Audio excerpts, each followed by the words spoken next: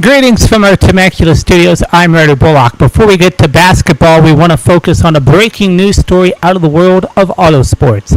Tonight, the racing world is mourning the loss of NASCAR's fiercest competitor. Kyle Busch, one of the most accomplished and polarizing drivers in motorsports history, has passed away at the age of 41. According to NASCAR, his family, and the Indianapolis Motor Speedway. Known to millions as Rowdy, Busch built a legacy few drivers in stock car racing will ever match. A two-time NASCAR champion, a Brickyard 400 winner, and one of the most dominant racers to ever touch asphalt. Busch's career was defined by relentless competitiveness, raw talent, and a fearless edge that made him both respected and unforgettable. At Indianapolis Motor Speedway, his impact was historic. Back-to-back Brickyard 400 victories in 2015 and 2016, record-setting success across NASCAR's National Series, and a connection with fans built on intensity, passion, and a style that never backed down. Indianapolis Motor Speedway President Doug Bowles calling Busch one of the most dominant racers in Indianapolis Motor Speedway history, remembering him as a fan favorite whose competitive spirit embodied what winning at Indianapolis truly meant. Tonight, tributes are pouring in across the motorsports world. Teams, drivers, and fans, all remembering not just a champion, but a racer who changed the energy of NASCAR for an entire generation. Kyle Busch is survived by his wife Samantha, his children Brexton and Lennox, and a racing legacy that will live forever in garages, grandstands, and victory lane. The Hardwood Report starts right now.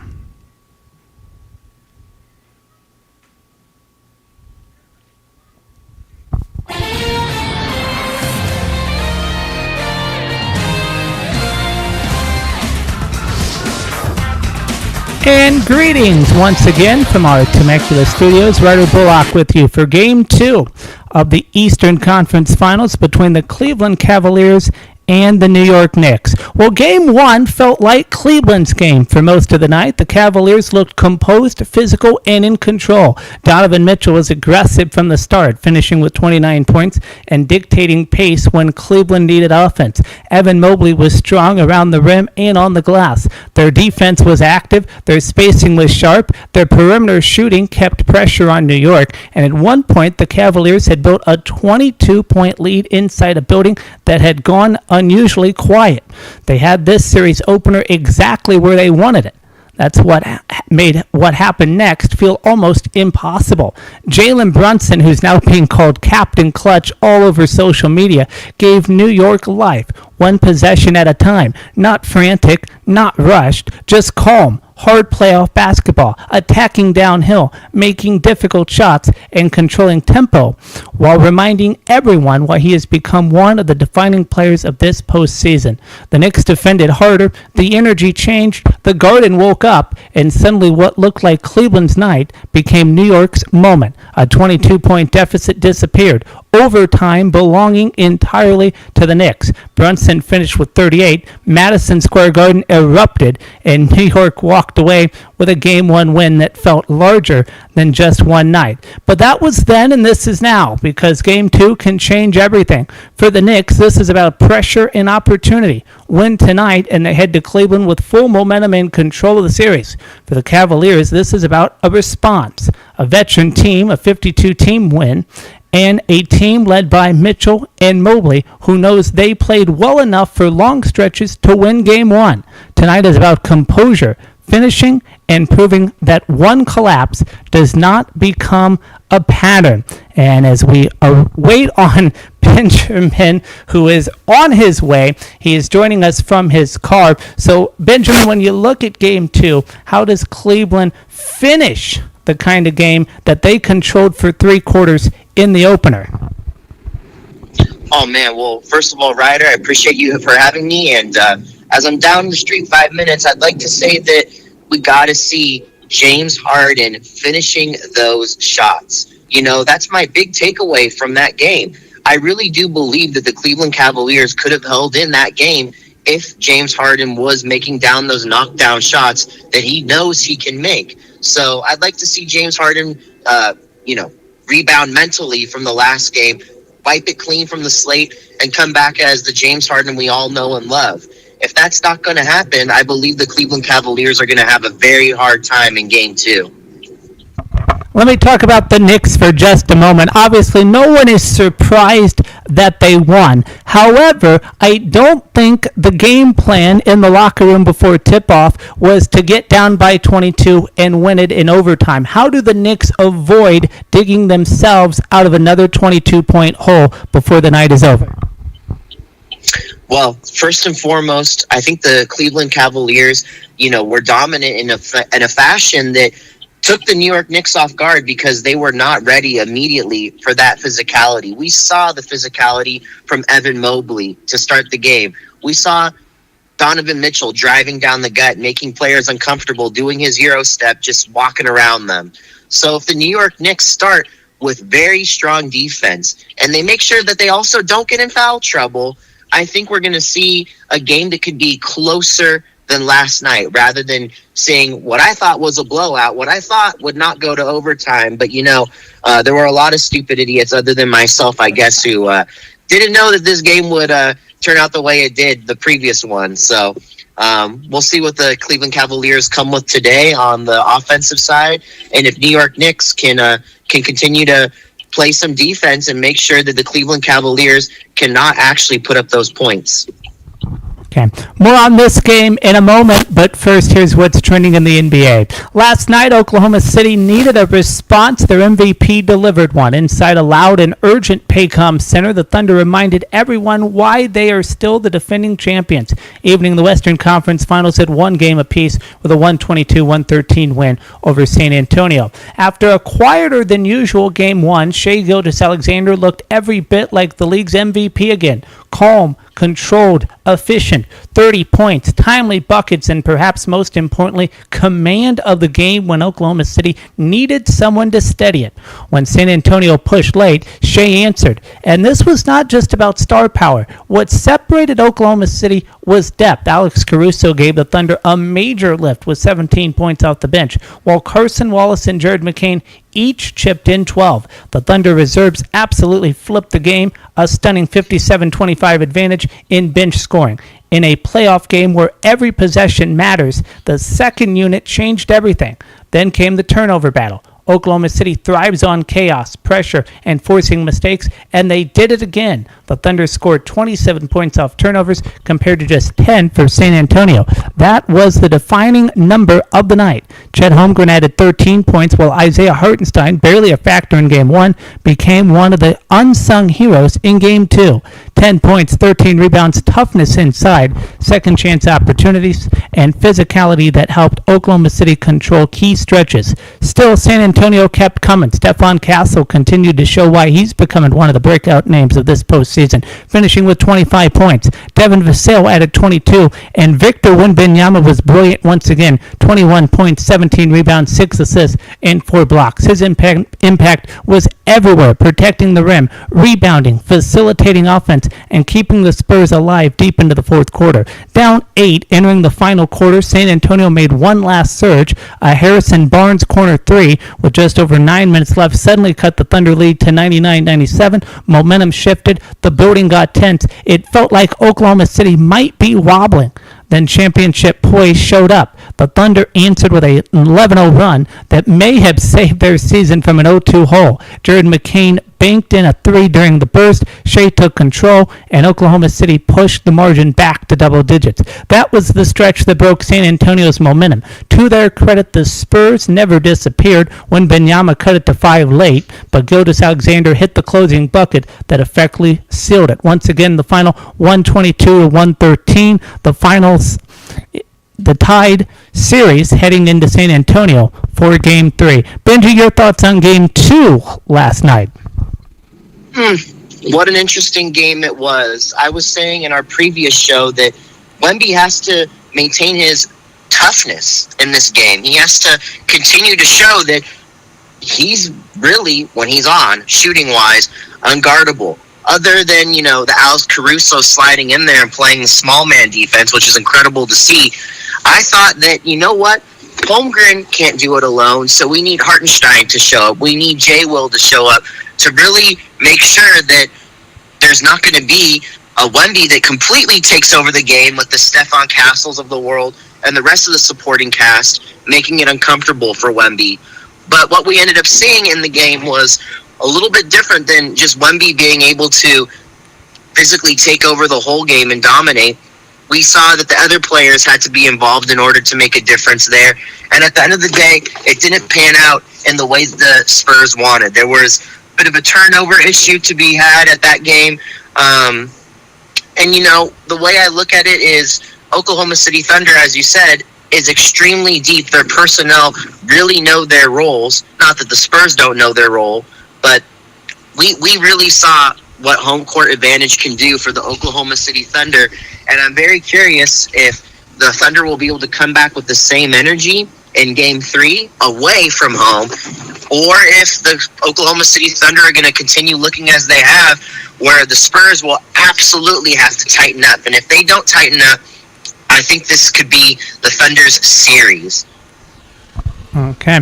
Looking ahead, the biggest storyline moving forward may be health. Oklahoma City lost Jalen Williams in the first half with a renewed hamstring tightness, a major concern heading into Game 3. San Antonio's also battered, already without De'Aaron Fox because of ankle soreness. Then they lost Dylan Harper after an awkward fall in the third quarter. If Harper misses time, ball handling and shot creation become an even bigger issue against a Thunder defense that thrives on pressure. What's your expectations for both teams heading into San Antonio tied at 1 apiece?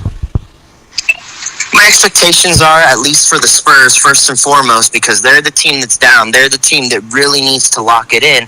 They got to have Wemby, they got to have Castle, and they got to have the rest of the supporting cast figuring out a way to not let the Oklahoma City Thunder go on a run. If the Thunder are able to go on a run and start pushing that lead, it only makes it harder for the San Antonio Spurs to make sure that they're able to lock down and finish this Oklahoma City team, especially in crunch time. When it gets to crunch time, the Spurs need to at least be able to maybe develop a cushion. If they can develop a little bit of a cushion, we're talking about 7-8 points, that could really be something that's psychologically pushing the Spurs in the correct direction.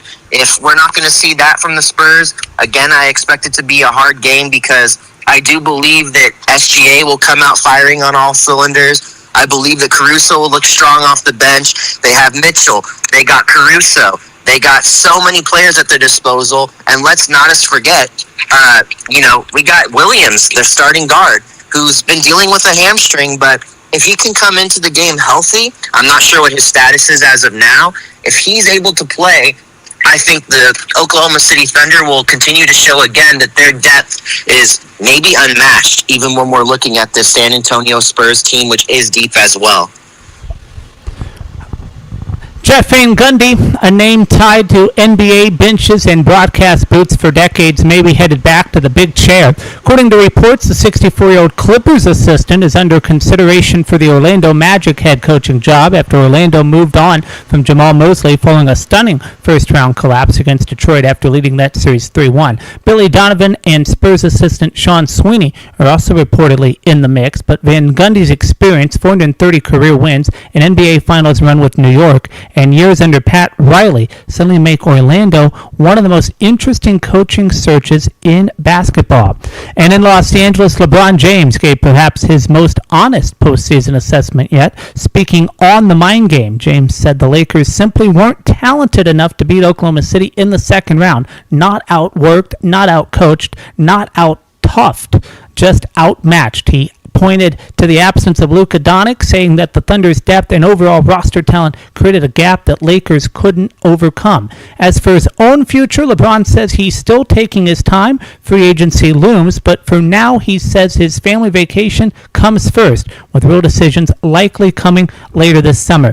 Benji, I want to start with LeBron. When you hear him openly say the Lakers were simply out-talented by Oklahoma City, is this more about giving credit to the Thunder or quietly sending a message to the Lakers front office that this roster still needs major help if he wants one more title run, as we bring you inside the studio?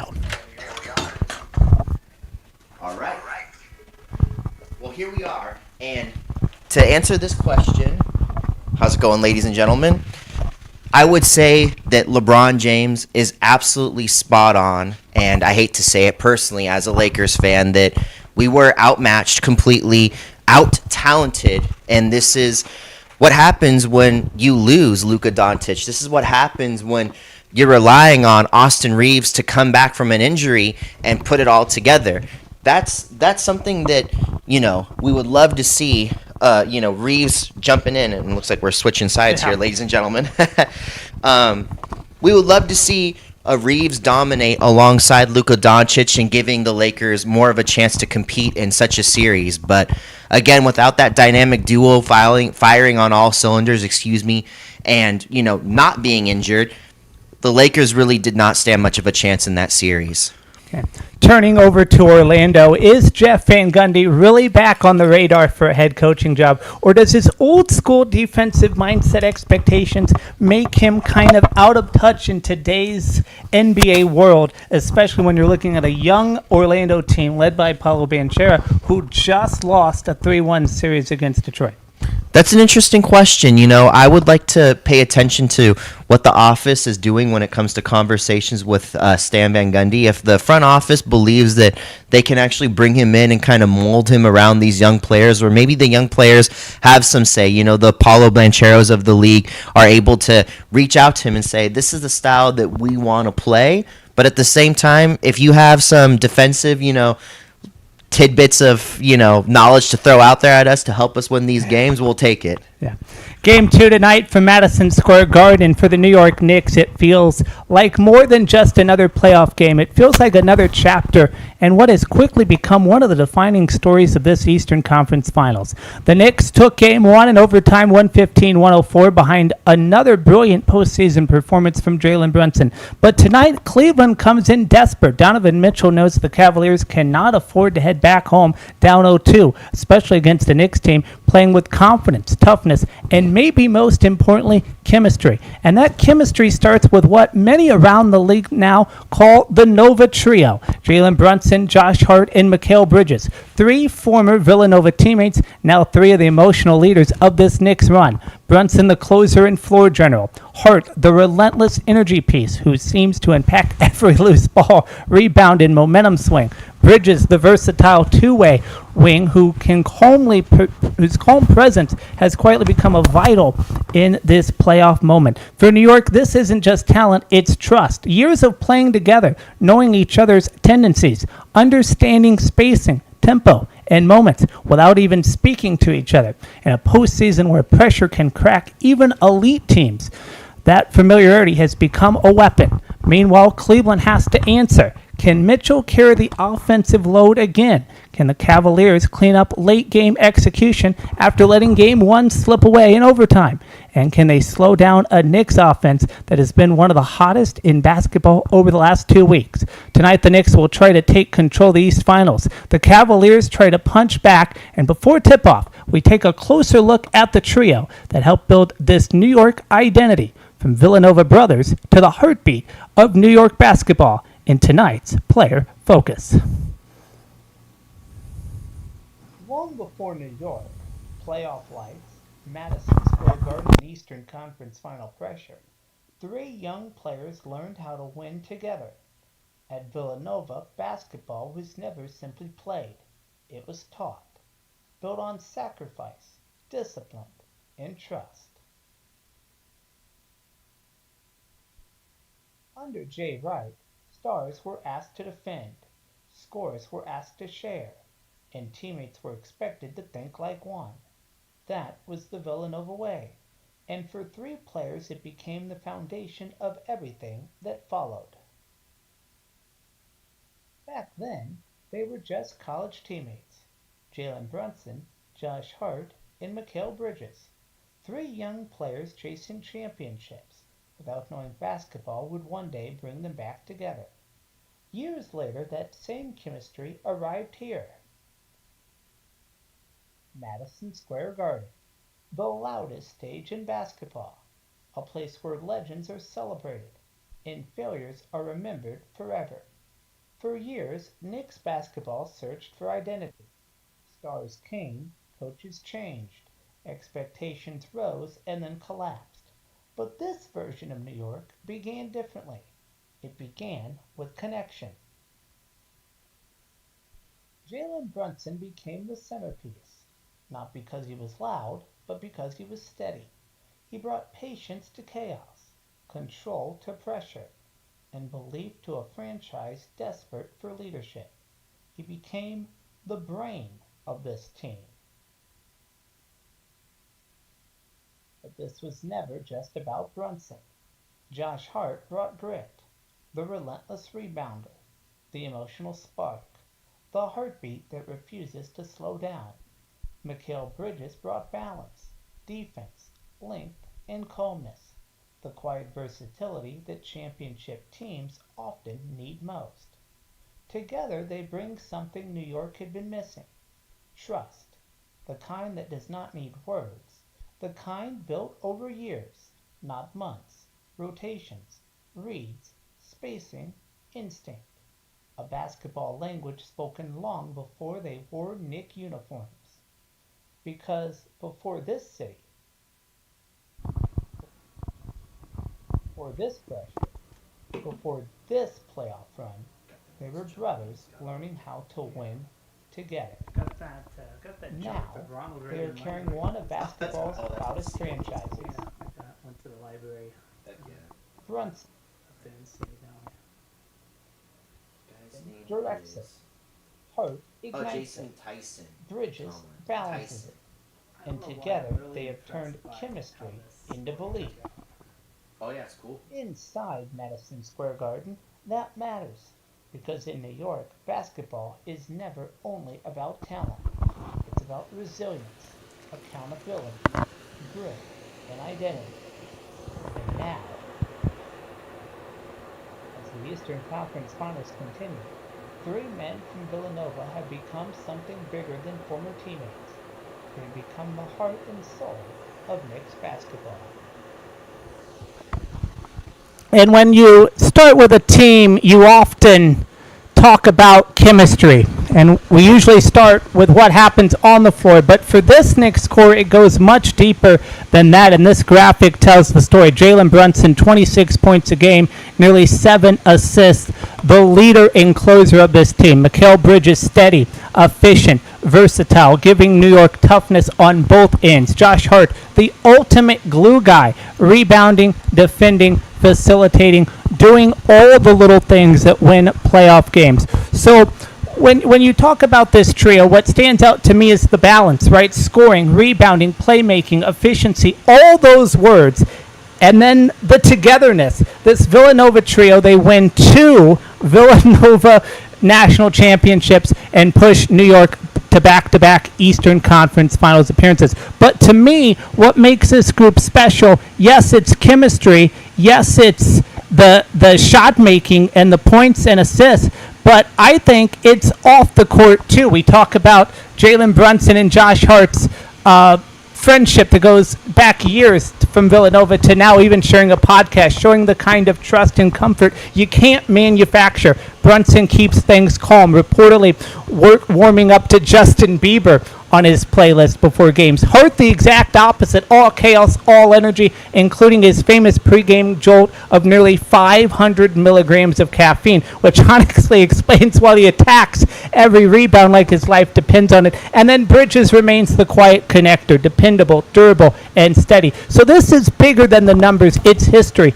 trust, shared sacrifice. Benji, is this why some are starting to believe that this may be the Knicks, the best Knicks team we've seen in a generation? You know, there's a lot to say about players that play as a family. We've seen teams that have played together that frankly don't really like each other. They don't vibe with each other off the court. And without naming those names and naming those players, we can go look at this New York Knicks team and see that they really mesh together. They vibe with each other. They enjoy being around each other. And I think that adds a little credence to the idea that this could be the most together New York Knicks team is what I would like to say. I think they're very much together. I think they are family. And even if they happen to lose in a very bad way at some point in the series, I don't think we'd ever see a point in time where any of these Villanova guys or any of the players on this team would say, anything bad about any of their fellow teammates. I think this is a real family-oriented team. Okay. It's worth noting they are called the Villanova Knicks, but there was a potential fourth member of the team that was scheduled to play. They never actually made the roster. They never actually played a game with all four Villanova alums. The other one I'm talking about is Dante DiVincenzo. He got traded in that blockbuster trade that brought Karl Anthony Towns to New York. Some say that Karl Anthony Towns is the missing piece that brought New York back to life. No offense to Dante DiVincenzo, who is doing great things at Minnesota in his own right. Your stance well, first of all, let's talk about if all four of them would have stepped court at the same time before Bridges came. What do you think we would be looking at? Well, first of all, Dante, get well soon. I know he's coming off of that big surgery. We hope to see him next year as soon as possible when the season starts. But when we look at, or earlier in the year, when we look at what Dante DiVincenzo could have brought to this team, you would have had a three-point laser on this roster. Someone who can also facilitate, someone that knows how to organize on defense as well. So this is overall an extremely high IQ player, Dante DiVincenzo. Not to say that he's less athletic than he is smart when it comes to playing on the floor, but he's got it all. He's the full package. He's the exact guard that any team could plug and play. So, it would have been incredible to see him on this team, but, now we have people off of the bench such as Landry Shamet trying to take up those three-point responsibilities, that three-point shooting, that also Bridges and Anunoby really need to fill as the starters. I'm focusing on you two again, Bridges and Anunoby. Yeah. Let's talk about Cat. Was he the missing link? Yeah, I think Cat was absolutely the missing link. Some people say we could have been fine with Robinson and another traditional center of his type of style, someone that is maybe not a three-point shooter. We don't need a stretch five. We can just have guards and forwards around a traditional center. Well, we saw that when you plug Karl Anthony Towns into this team, he makes them a totally different animal. Karl makes any team a different animal. I think they're more versatile with Karl Anthony Towns, being that he can spread the floor, he can get in the paint, he can do it all. Okay. The Knicks lead 1-0 after surviving an overtime battle in Game 1, 115-104, powered by Jalen Brunson's 38 points. Toughness late, and once again proving why this building has become one of the hardest places to win in basketball. But Cleveland walks in believing they let one get away. Donovan Mitchell scored 29 in Game 1. Evan Mobley had moments, and for stretches the Cavaliers controlled tempo. The problem? Late execution, turnovers, and allowing New York to dictate the physicality once overtime arrived.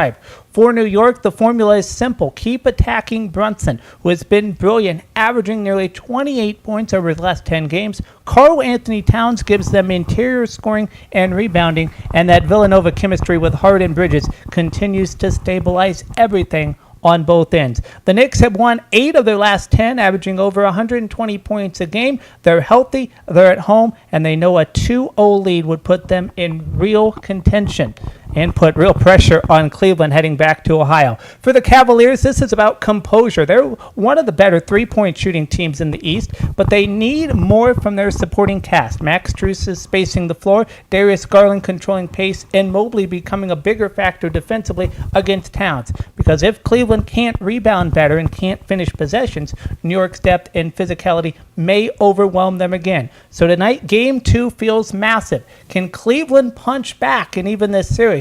Or can New York tighten its grip on the East Finals? Benji, let me start here. After watching Game 1, what's the biggest adjustment Cleveland has to make tonight if they want to tie this up before we go back to Ohio? I still say the big adjustment is James Harden making those knockdown shots, and then at the end of the day, the rest of the team has to be involved. I haven't said his name enough, and I think I got to start right now. Dennis Schroeder. Dennis Schroeder needs to play a factor off the bench, absolutely 110%, because this Cleveland Cavaliers team can't just win with James Harden and Donovan Mitchell, in my opinion. You need that other player to be involved. And I know we focused on that other player being involved as Evan Mobley, which absolutely he should be the man involved. It also should be Jared Allen next to him, cleaning up those rebounds, making those dunks. But at the end of the day, Ryder, I really think we need to see some Dennis Schroeder putting in those buckets, and then Strus, I hope that he's making those shots as well. And if their bench is firing as well as their starting lineup, I think we're going to see a harder team to beat in the Cleveland Cavaliers. Okay. 15 seconds. How do the Knicks win it?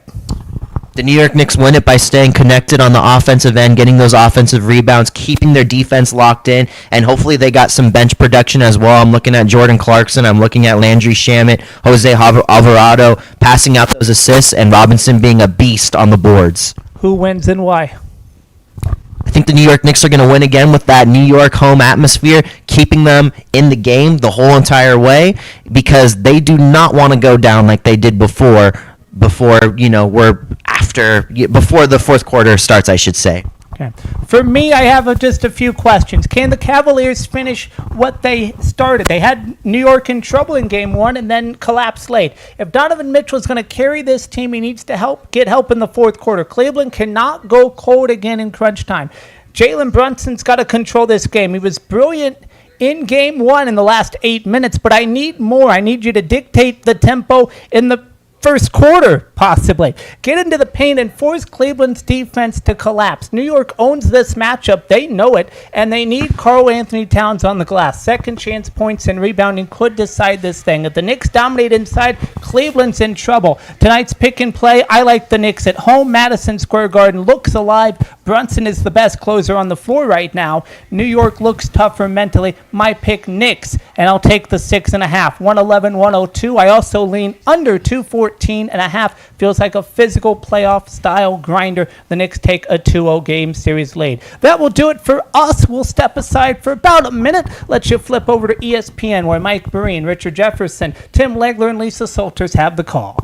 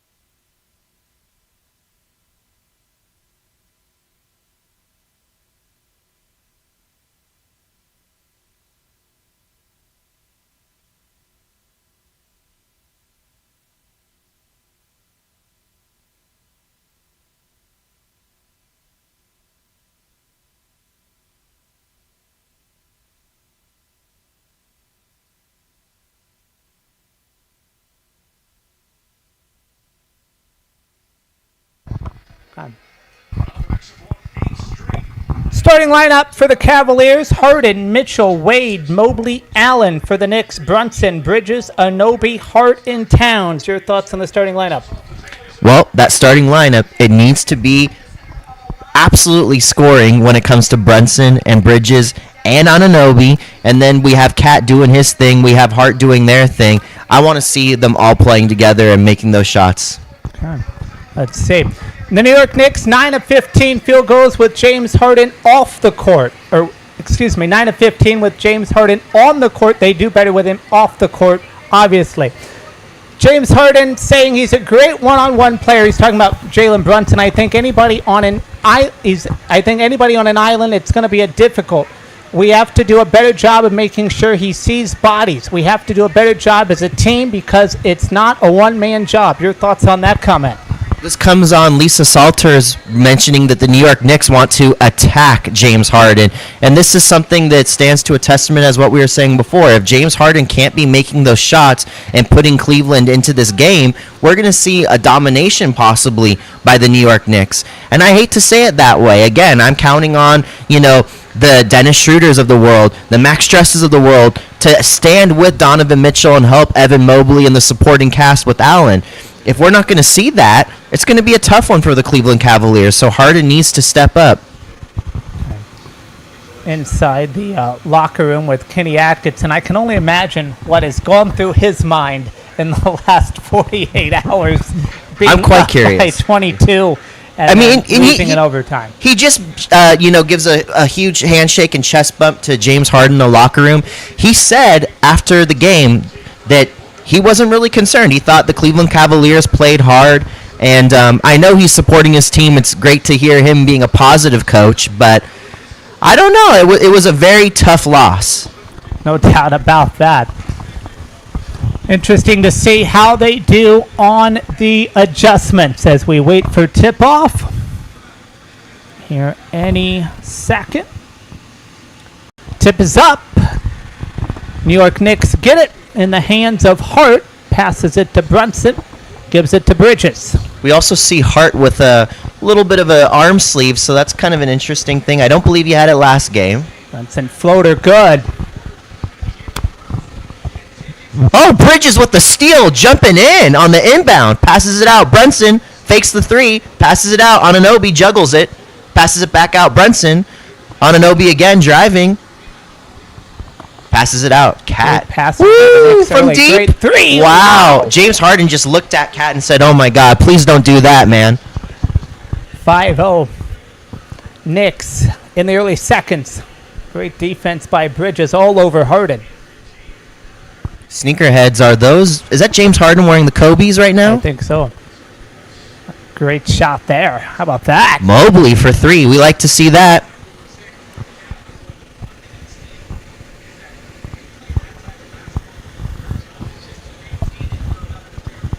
Bridges taking the ball up the floor, passes it out on Anunoby with James Harden on him, passes it out to Brunson. They're all on the three-point line. It's congested, and Dean Wade has to foul Hart as he drives in the key.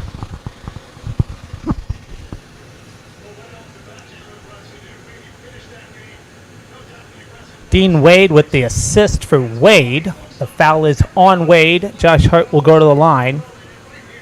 I'm sorry, it'll be a... No, sorry, it's an inside out. Sorry.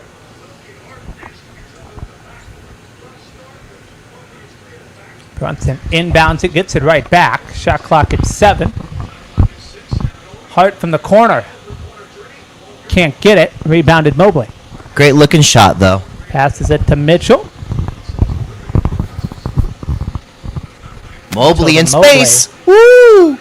Can't get it. Great rebound by Allen and in. We like to see that. Allen and Wade were both there. Tie game at 5. 10:15 left to play in the first quarter. Josh Hart has the ball, passes it to Anunoby. Anunoby gives it to Bridges. Bridges back to Hart. Hart to Brunson. Slowing it down now. 8 seconds on the shot clock. Brunson's got the bigs on him right now. He's got Mobley. Switch. Spida. Good job by Anunoby. Gets inside. Extra pass to Anunoby. Anunoby corner pocket. Can't get it. 24-second shot clock violation. Cleveland ball.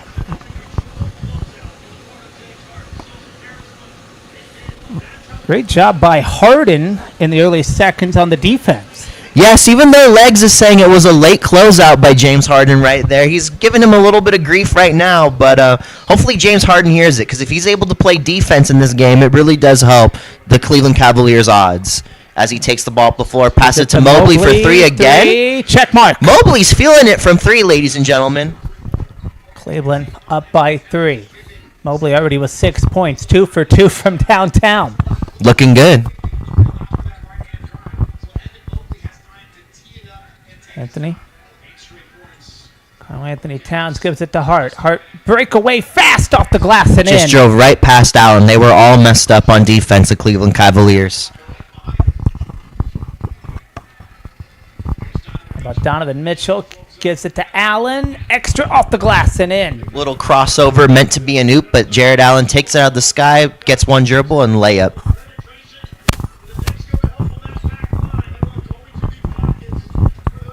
Good pass by Brunson to Towns. Towns gives it to Brunson again. Brunson shoots, misses. Rebound Allen. Passes it to Harden. Harden sees an open Dean Wade right now. Let's see what they do with this. Passes Harden it at to top. Harden. Brunson all over him. Those two guys on each other all night in the early mornings. Harden shoots. Gets it in. Number 1 versus number 11, lefty on lefty. 13-7. Cleveland shooting 5 for 6. The Knicks just 3 for 6. 1 of 4 from downtown as Anobi passes it to Hart. Hart from the corner. Can't get it. And Towns thought he had a rebound. Might stay with It went the off Knicks. It Mobley, does. yes. He did have the rebound, in fact. Now, the question is, how many of these threes are Hart going to continue? Is he going to try to continue shooting, What? as he's missed a couple already? But they're good looks, though. I can't. They are great. I can't. Yeah. Can't knock him on the great No. open look. No. Towns gives it to Brunson. Brunson inside, passes it to Hart. Hart to Bridges. Bridges elbow. Shoots and scores. We like that floating elbow shot from Bridges.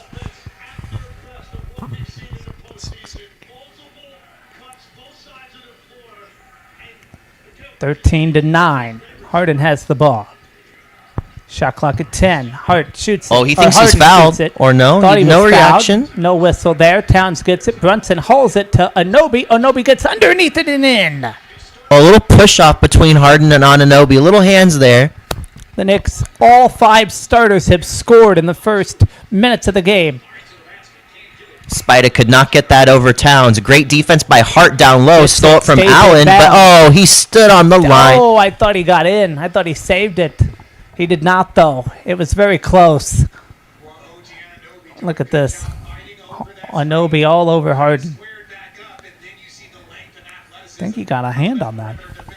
And now we see why Anunoby pushed off after the dunk or the layup on Harden. It's because Harden's elbow went a little bit into Anunoby's head on the missed three. Wade fakes, gives it to Mitchell. Shot clock at 10. Mitchell still has the ball. Hart all over him. Gets inside. Can't get it in. Rebounded Allen and saves the day. No, but a foul. How about 3 that? offensive rebounds for Jared Allen. Yeah. This is what we wanted to see, him being very active down low. It is a shooting foul on Anunoby. So all 5 starters for the Knicks have scored. They're playing much better in the first quarter than they did in game 1. Absolutely. Absolutely. They're playing with a sense of urgency. Allen makes the first.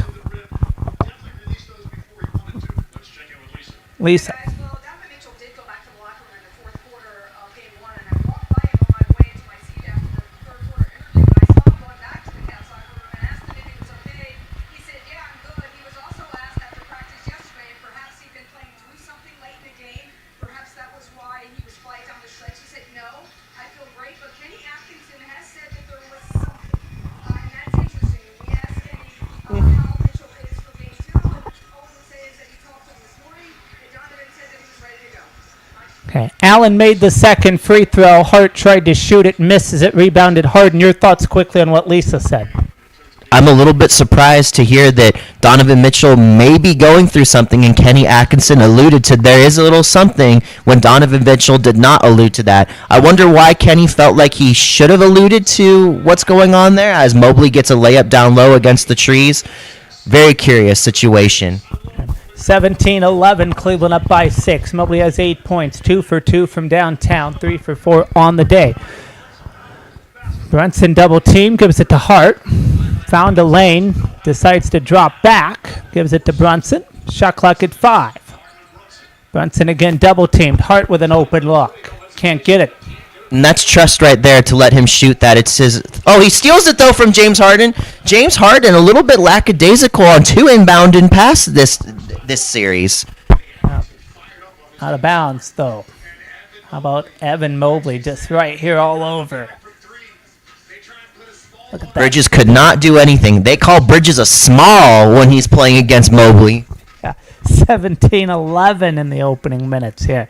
6:12 to play in the first. Your thoughts on the first 6 minutes? Well, I'm thinking about Spida right now. What's the issue? There's apparently something that's not 100% with him. Right. He doesn't want to talk about it. Atkinson's alluding to something going on there. So is it maybe a little bit of a illness? There's been a bug going around. Is it a physical injury with Donovan Mitchell? Whatever the case, he doesn't look terribly off right now, ladies and gentlemen. He's missed a couple floaters, but he's still driving. It still seems like he has the same energy. So now, I'm very curious about Mitchell. If Mitchell's not playing at 100%, and if James Harden isn't able to hit shots, again, New York Knicks, they got to look for production outside of not only Brunson, but outside of Karl Anthony Towns. So I'm really looking still at Anunoby and Bridges. I sound like a broken record, and I'm happy to be a broken record, ladies and gentlemen. Take a look at the game leaders so far. Mobley has 8 points for the Cavaliers. Allen has 5 rebounds. Harden has 1 assist. Your thoughts on the game leaders for the Cavaliers? Looking at the game leaders for the Cavaliers, I got to say Mobley and Allen. There we go. The tree's looking good. Allen's got 5 rebounds right now, looking physical. And then Mobley, he's all over the floor, inside out. He's got 3-point shots going, just all net. No rim, no backboard. It just looks like a beautiful stroke. And then he's backing people down and being a man down low. So with this Cleveland Cavaliers team dominating down low and not having anyone to stop them, I'd say continue going at that route.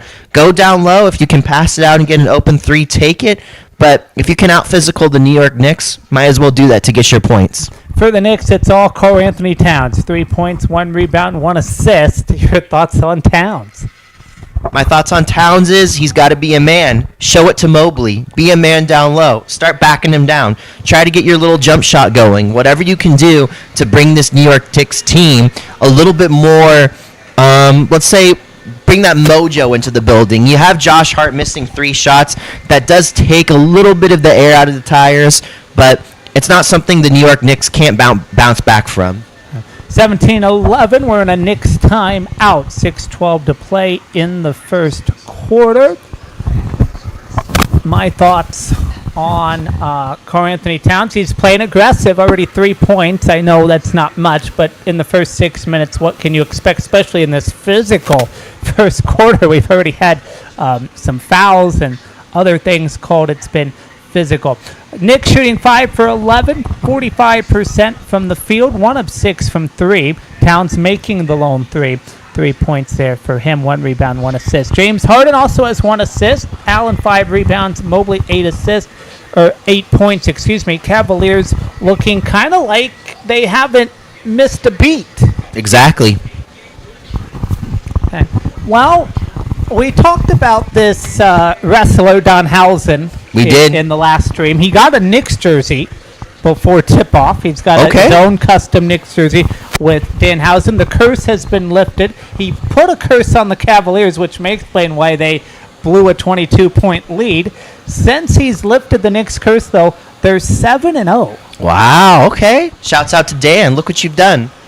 Teams were 0 for 663 when trailing by 20 or more points in the last 7 minutes in a fourth quarter or less. The Knicks ended that streak as Merrill misses a 3.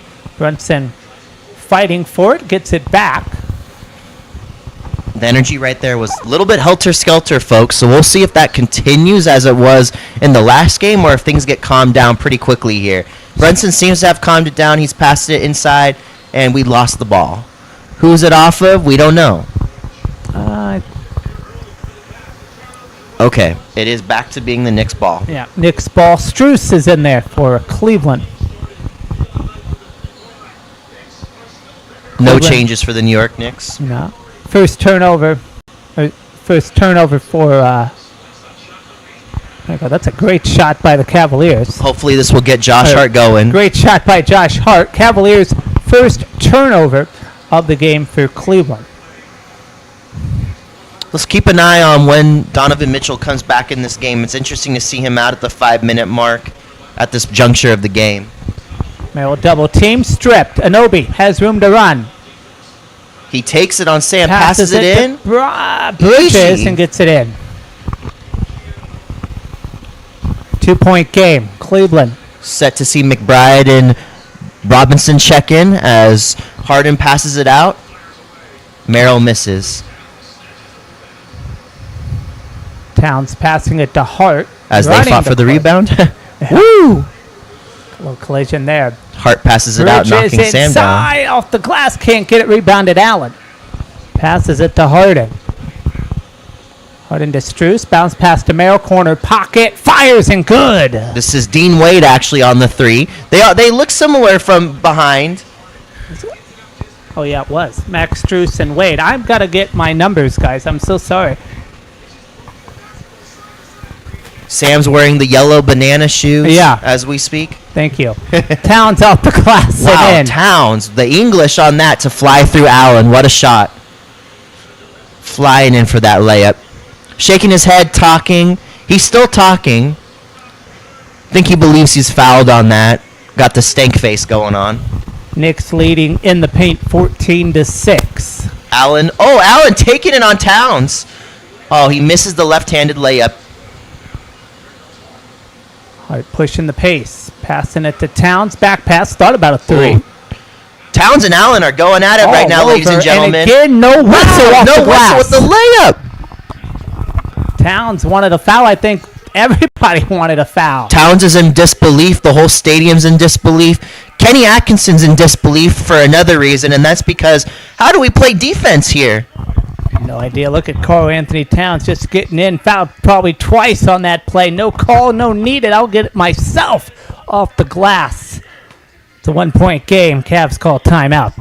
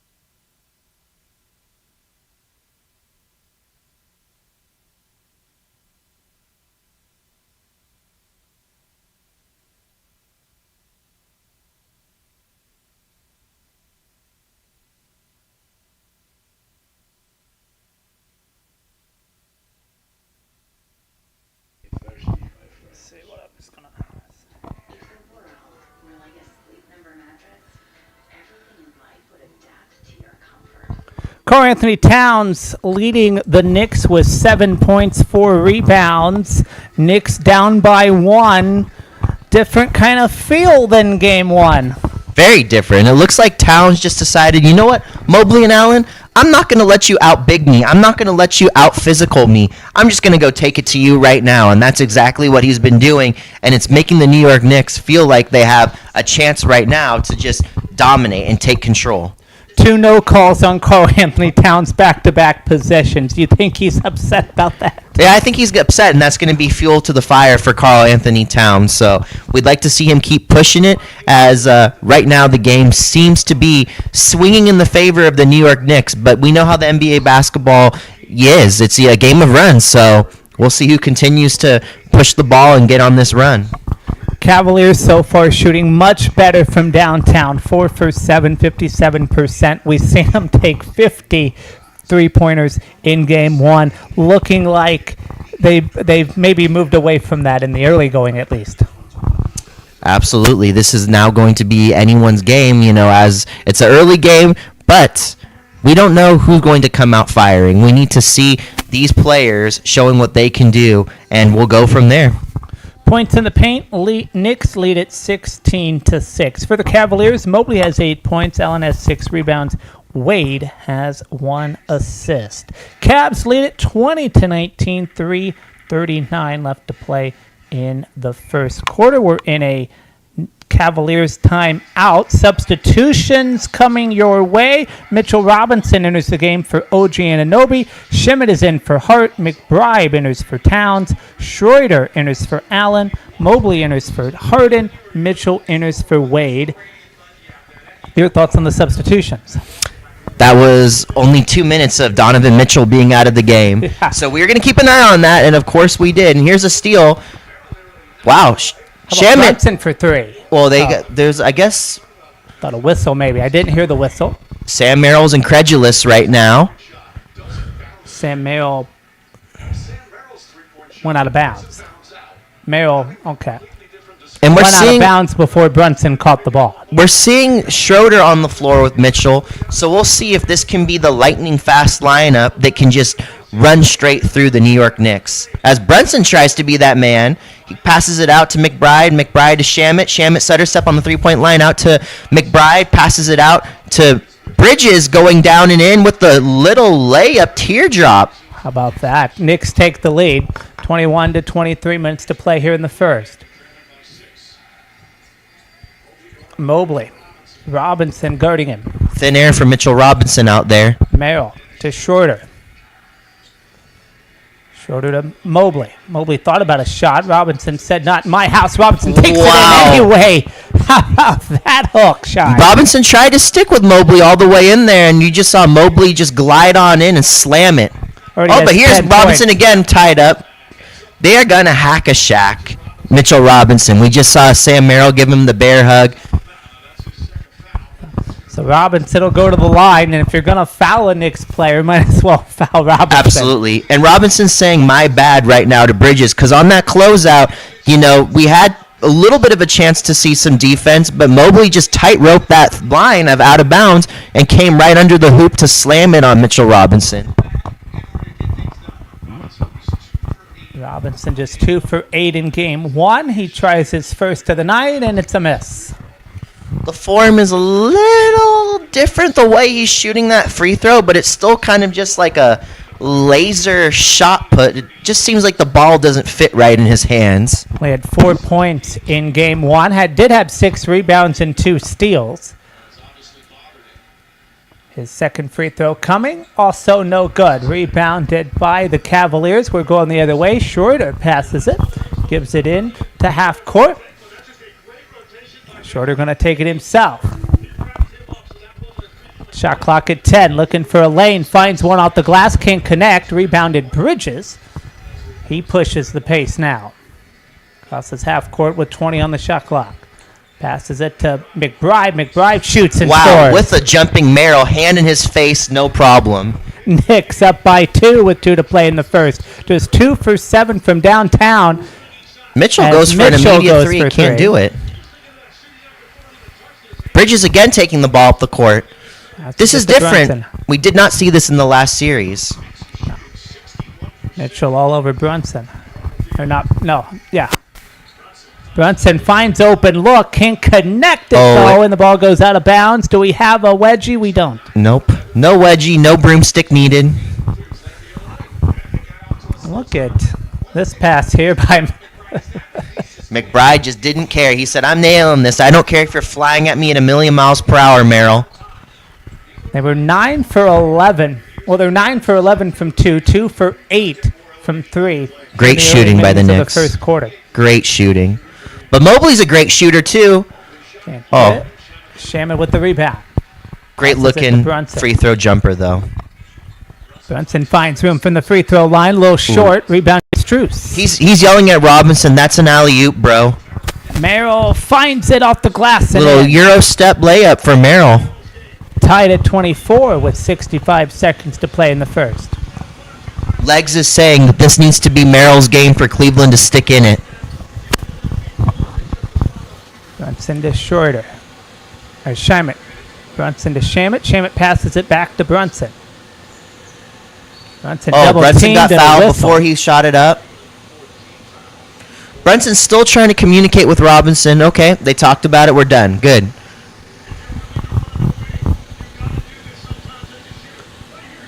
Foul is on Mitchell.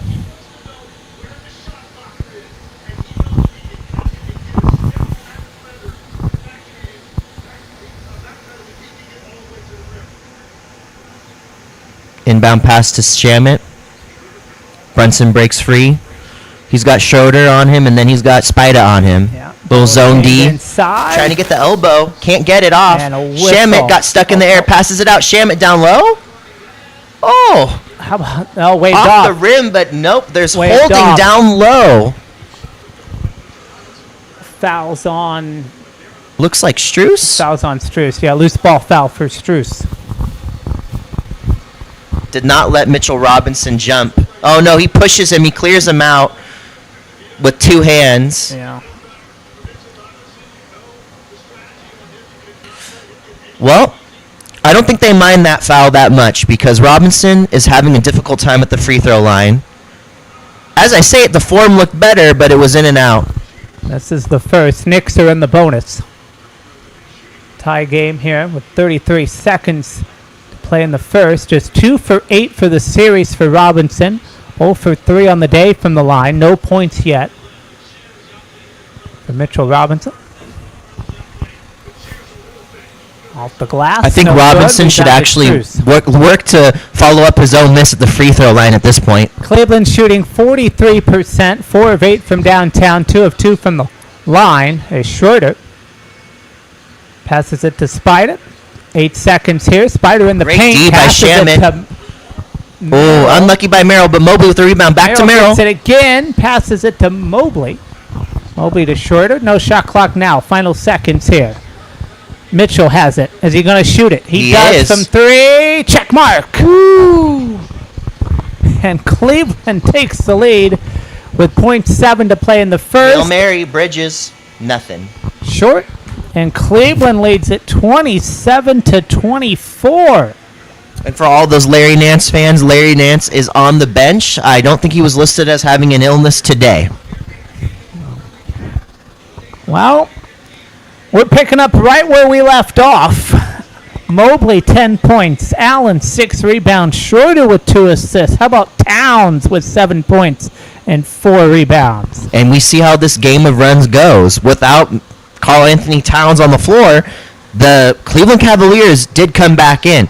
Now, we could argue that if Mitchell made those free throws, that it would have been a little bit different. The momentum could have been changed. But you can't just bring momentum back into a team by making free throws, in my opinion. We need to see jump shots being made. Regardless, I give Robinson his flowers for doing his best that he possibly can on defense, although it seems like Mobley has Robinson figured out.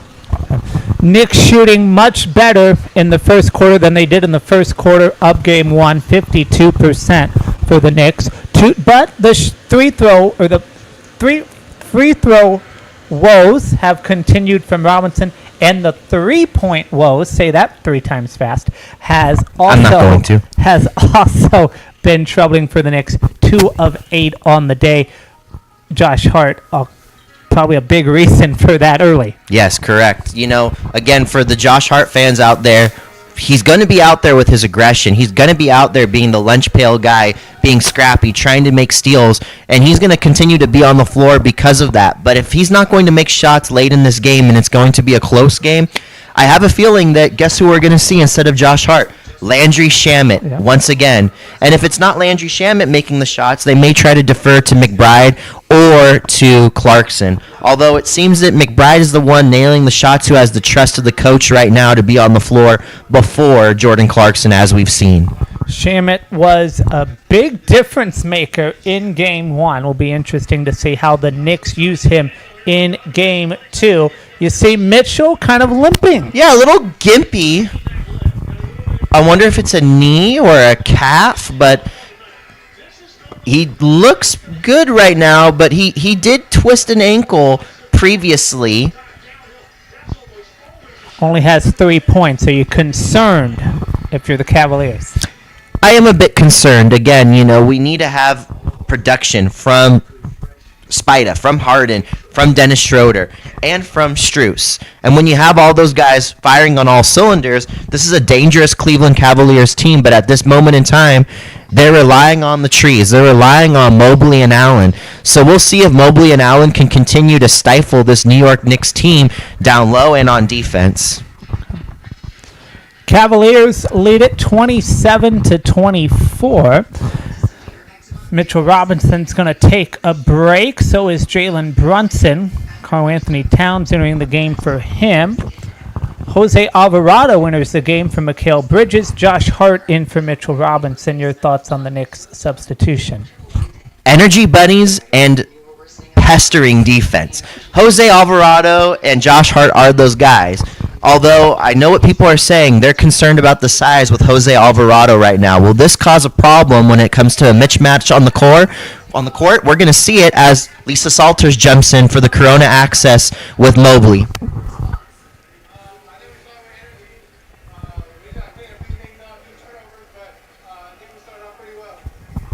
Mobley's happy with the energy, he tells Lisa Salters. Strus with a three, can't get it. Rebounded Alvarado. Okay. So Mobley has 10 points already in the first quarter. And Mobley is the center right now. Cleveland is playing small right now with Dennis, with Spida, and with Merrill on the floor, all together with Strus. Great shot by McBride over both defenders. Absolutely. Great shot. And again, this is a small New York Knicks lineup too right now. Mitchell off the glass and in, just his 5th point of the game as the Cavaliers take a 3-point lead. Cat tried to stick with Mitchell, but Mitchell was just a step faster as Jose brings it up the court on Dennis Schroeder. Passes it to Towns. Towns for 3. Gets Towns it for in 3 from 26. easily because you have Strus trying to play defense on the man. How about Merrill inside? Passes it to Strus. Strus inside the paint. Double teamed. Triple teamed. Lost it. Can't get it off the Oh, glass. he takes it all on his own with Mobley cleaning it up. How about that? Wow, you We'll don't get it in expect there. that. We'll get it in there one way or another. Absolutely, you don't expect that from Strus. Looking like a power forward down there. And he is playing power forward. He's defending Karl Anthony Towns right now. Towns inside the paint, gets it in, and It didn't again matter. on the Wow, ground. the help defense from Mobley did not matter, ladies and gentlemen. Karl just took it. This is Schroeder. Alvarado on him. Passes it to Mitchell. Mitchell get to Schroeder. Schroeder with an open. open look. Can't No. get it. Rebounded Towns. Towns passes it to Hart. Gives it to Alvarado. Shot clock at 15. Could be looking to shoot here. Nope. Towns to McBride. Can't get it. Great rebound by Schroeder. Schroeder. Oh, shooter got taken out of his hands by Jose Alvarado. He thinks he's fouled, though. Well, this is the Towns shot here. And I think Towns might, again, a no call. He thinks he's being ridden and bumped the whole way. I think he is, too. I could agree with him here. But what can you do if you're Strus, that's all you can do. Yeah. Schroeder thought he was fouled. The referee says no, Knicks basketball. Towns 12 points, a perfect 5 of 5. 12 and 15 are great numbers for Karl to start this game off. Bribe to Hart. McBride fouled. McBride is hitting the face a little bit there. Mitchell said run it back. I don't think Ken Atkinson will. He Yes! does! Oh. Well, we're going to see about that one. It's either a great acting job or he did get hit in the face. Let's look at McBride. Spida jumps in through Josh Hart. That's all hits ball. the ball. That's all It's ball. all ball, and McBride's finger hits himself in the face. That's all ball. That's a great This is challenge. going to be overturned. Yeah, that's a great challenge. I didn't like it at first, but seeing it the second time, yeah, I'll take that challenge. Absolutely. Okay, let me ask you this question. Am I right to say 3 no calls on Karl Anthony Towns? Well, if we're talking about no call basketball, ladies and gentlemen, no call basketball, you can ride someone. You can be all over them and not get the foul called unless it's a very obvious reach in from what I've seen, or any sort of wrist action or any sort of touching on the elbow. Otherwise, you're not going to get the call. So if the refs want to keep playing it this way, then it's going to be no calls as far as the game goes, and we'll see how both teams deal with that sort of physicality. I'm okay with that. Just keep it consistent in Absolutely. the second half. Has to be consistent. Do not change it up on us with, the fourth quarter and a few minutes left in the game, or else Secaucus, someone's going to be giving you a call, and someone's going to be giving the refs a call as well to say we need to look at all this together as a league and make sure that we don't have any mumbo-jumbo at the end of the games.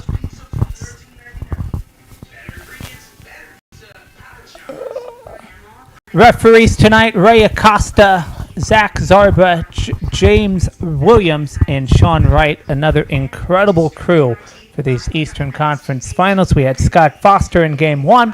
Ray Acosta, another veteran as well. Great to see Tony Brothers last night officiating Absolutely. Game 2 in the Western Conference Finals. So as much as we give them flack, and as most people do, the NBA does have great veteran officiating crews down the stretch, especially as we get into conference and of course, the NBA Finals. Cleveland in a timeout because of the coach's challenge. We're waiting to hear the results. We are tied at 31 with 9:21 left to play in the second.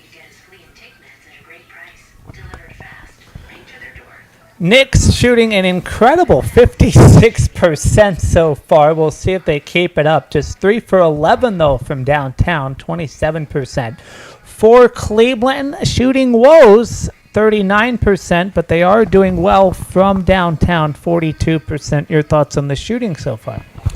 I think the shooting for the New York Knicks, down low is great because you got Karl Anthony Towns driving in and making everyone look silly because they can't defend him. The same thing could be said about Evan Mobley, though.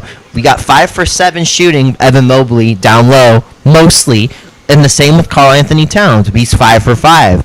So if we're going to continue to see this style of basketball, it's going to be interesting to see if the fouling starts to become a factor in order to stop the easy baskets, or if these players do not want to rack up the fouls and will allow this style of basketball to continue being played as the three-point shooters are still trying to find themselves. Unless you're McBride, he's making those threes right now. He's looking pretty good.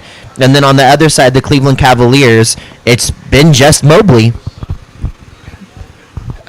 Coach's challenge is successful for Cleveland. They will retain their time out. So it will be Cleveland's basketball tied at 31. And we see Jason Tyson entering the game for the first time in this series. Clarkson's also in the game for Shamet. I did not know that he would enter the game when I had said that earlier in the stream, by the way. So quite interesting to see him here filling up some minutes. Great job by Wade to get the assist to Schroeder as Cleveland takes the lead. Knicks now have it. Alvarado with the ball. 10 seconds on the shot clock. Bounce pass down low. Ooh, a lot of contact, nothing. And they're playing with two bigs, Robinson and Towns right now. First miss of the day for Towns as Robinson gets ahead of Clarkson. Passes it to Dean Wade. Wade and misses. Mitchell with the rebound. Out to Alvarado, pushing the pace. Out to oh, wow, Cat. Easy Misses three, that. but misses it. Great job by Schroeder to get the rebound. Passes it to Mitchell. New York just shooting 3 of 12 from downtown. Mitchell to Schroeder. Schroeder to Tyson. Tyson Ooh. can't connect. Rebound Towns. Dean Wade. Oh! But Wade will get it in out of bounds. Fans had to watch out there. Almost had a freight train crashing into him. Had a celebrity spotting. ESPN's Steve Levy With his in son. the game. Yeah. Good to see them. Going to be on the call for tomorrow's Eastern Conference Finals in hockey. Going to be a big one. Cavaliers with 8 offensive rebounds. The Knicks yet to get one. As Alvarado and Bridges passes it back and forth. Towns finally gets a call. Wade with the foul. And those offensive rebounds are really keeping Cleveland in the game right now. Absolutely. I know it's just the second. It's a low-scoring affair, but without those rebounds, it's going to be really hard to put those points back up. Jalen Brunson Brunson's giving Jose a little direction on the sideline. Love to see that. When you're especially when you're the leading player on the team, giving some nods to the teammates. I love to see that. It's great. The respect that these guys have, like I said, it's clearly a family team. No one's bigger than anyone else on this team. Towns makes a three. Jose Allen. giving Clarkson some direction. Allen and Harden coming in. OG Robinson getting some Anunoby. direction. OG Anunoby back in the game. Jose Alvarado is truly a floor general. When he's the man on the floor running the point, he is the general. So Mitchell shorter and Mobley to the bench, as well as Robinson. These are interesting spurts that Donovan Mitchell's playing in. That is. He's not taking, these big minutes No. throughout the series. Towns misses the second, rebounded Wade, passes it to Harden. And now James New Harden York. is the only point guard on the floor for the Cleveland Cavaliers. New York shooting just 1 of 6 from the free throw line. That will hurt them, especially in a close game like this. Absolutely. How about that in and out? It's interesting to see James Harden on the floor alone as the only point as Brunson takes it on him down low. And it doesn't matter, the Euro and the lay. Easy. Great. James Harden can't do anything on defense there, but maybe they have him as the only point guard on offense because that's where he over the scores. line. They don't. That's an 8-second violation. Bridges says, let's go. Look what I did. Bridges is really messing up James Harden in this game. Yes. Who would have expected that? Got the 1-footer over him, and then the inbound, and forces Harden not to get the ball in under 8 seconds. So it'll be a Knicks ball. And I called on James Harden to play and get some buckets in. Oh. But I also called on Bridges to score. You know what? Bridges is actually being a defensive animal right now. It's a great thing to see. We have a switch, though. Brunson on Harden. Let's see if Harden can make a basket now. No, What he a can't. block. Robinson rejected, but it's out to Merrill for 3. Can't No. get it. No. Great rebound, but out of Uh-oh. bounds. We don't know who has it. I think it's Cavs ball. Tyson did not want to touch it. He's sure Yeah. it's their ball. Yeah, I'm pretty sure, too. Here's Harden. And this block by Robinson. Woo. You do love the backline defense from Robinson. James Harden with the ball. Bridges on him. Right in his face. Switch again. Brunson on Brunson. now. Let's see what Brunson 5 can to do shoot. against Harden. Harden passing. 3 to shoot. Out the glass. Can't get it. Rebounded. Robinson loses it. Tyson has it now. Gives it back to Harden. 10 on the shot clock. With Robinson on him, we got a mismatch down low. Anunoby's trying to play defense against Allen. Shot clock at 4. Harden trying to move. Can't. Bounce pass to Mobley. Mobley passes it to Allen. Allen gets fouled. And it's Anunoby's second foul. Absolutely. Second foul on Anunoby. He says, yeah, I know. Jarrett Allen to the line. 6 points. 2 of 5 on the day. 6 rebounds. Looks like it says the pass was Harden to Allen.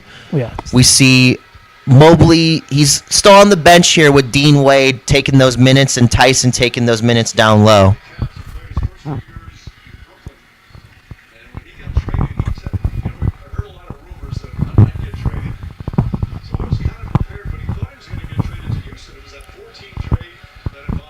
What a team it would have been to see Allen with Kevin Durant and that Yeah. Houston. Yeah, would have tied at 34 as Allen makes a free throw. Nobi inbounds it, gives it to Brunson. With Dean Wade on him, that's an interesting defensive matchup. Gives it to Bridges. Bridges. Taking it down low again. He Gets loves it that in. little teardrop. He's got does. it going. Yeah, he does. Now let's see if Bridges starts nailing some threes as he's on this heater. Allen passes it to Harden. Harden with the floater gets it in. He was able to escape from Anunoby on that play for an easy floater. Tied at 36 with 5:50 to play. Harden has 5 points. Brunson again with Merrill on it. Passes it to... and Brunson gets it back. Shooting. Can't get it. Wow, Mitchell Robinson just got his hands right in there. Allen was not able to put his hands up in time. I don't know if I like that. I would have kept. I probably would have kept Merrill on him. They swapped it up there and put weight on him. Brunson said, "I'll use the delay and shoot it." Great rebound. I think I'm in agreement there. Bridges. Oh, Brunson, excuse me. Anunoby driving down. Layup. How about the kiss with the Knicks up by 4 with 5 to play? This feels like an old school basketball game, ladies and gentlemen. Clarkson can't keep up with Hard and a foul. Clarkson says, Wow. wait, run it back. We'll see if the Knicks do. He says all ball. No, it's all ball. He's thinking about Mike it. Brown's saying something to the referee right now. A push-off. Look at that. And again, I'm not a professional lip reader, but I believe that's what Mike Brown said to the coach, to the referee, excuse me. Yeah, Harden did push. Harden did chicken wing him a little bit of a high elbow. It's a foul nonetheless as Harden makes it in. 3-point game as Mobley comes back in with Strus. Josh Hart coming up. Take a look at the upcoming NBA playoff schedule. Tomorrow, Game 3 in San Antonio between the Thunder and the Spurs, tied at 1 apiece. NBC and Peacock have at 8:30 p.m. Eastern. Saturday, Game 3, we transition to Cleveland, Knicks, and the Cavs. Your thoughts on the upcoming schedule? Oh, I'm curious to see if the energy changes in San Antonio, if it's just the mojo is all on San Antonio's side, and it gives some grief to the Thunder team. But if SGA is going to be SGA and you got Caruso scoring 30, oh my God, with the rest of the players putting in some points, it's a hard team to beat, ladies and gentlemen, as Bridges brings the ball up the floor on Spida. Harden made both free throws. He's got 7 as Bridges Everyone was passes it bunched to up, Brunson. but they got it to Brunson. Strus all over Brunson with 7 to shoot. Both Great teams job. are playing very strong defense right now. Inside the paint, passes it to Hart. Hart shoots, can't get it. Couldn't get the turnaround Got it elbow. off in time, but a rebound to the Cavaliers. Harden has it now. Harden and Hart up top. Strus with the screen, switches it out to Brunson. Harden passes it out to Mobley. Going to take Mitchell off the dribble? Off the glass, but a foul. Oh, yeah. Mitchell's upset at himself. First free throws for Mobley. The foul is on Mitchell Robinson. It's looking like Mobley can take any of the bigs for the New York Knicks off the dribble right now. Yes, it does. If he doesn't want to hit that three, he'll just take you off the dribble and dunk all over you. Right. How about Mobley right here? This was the foul. He makes the first. It'll be a 1-point game here, 40-39 with 4:18 to play. Mitchell, Only 24 years old, Mobley, young man from San Diego, California. 13 points, 5 of 7, 2 of 2, 3 rebounds. Played for the Trojans. He In did. college. Went to high school up here in Temecula. He did. Makes them both. Tie game with 4:18 to play. Strus But would not let the inbound Cleveland go into shooting Brunson. just 35%, but 7 of 8 from the line. Tie game. Robinson bounce passes to Anunoby. Harden all over Anunoby. We'll see what he does. Thought about a shot, Oh, takes it, whoa. can't get it, but a foul. First foul on Harden. He'll shoot 2. Yeah, very tough foul right there.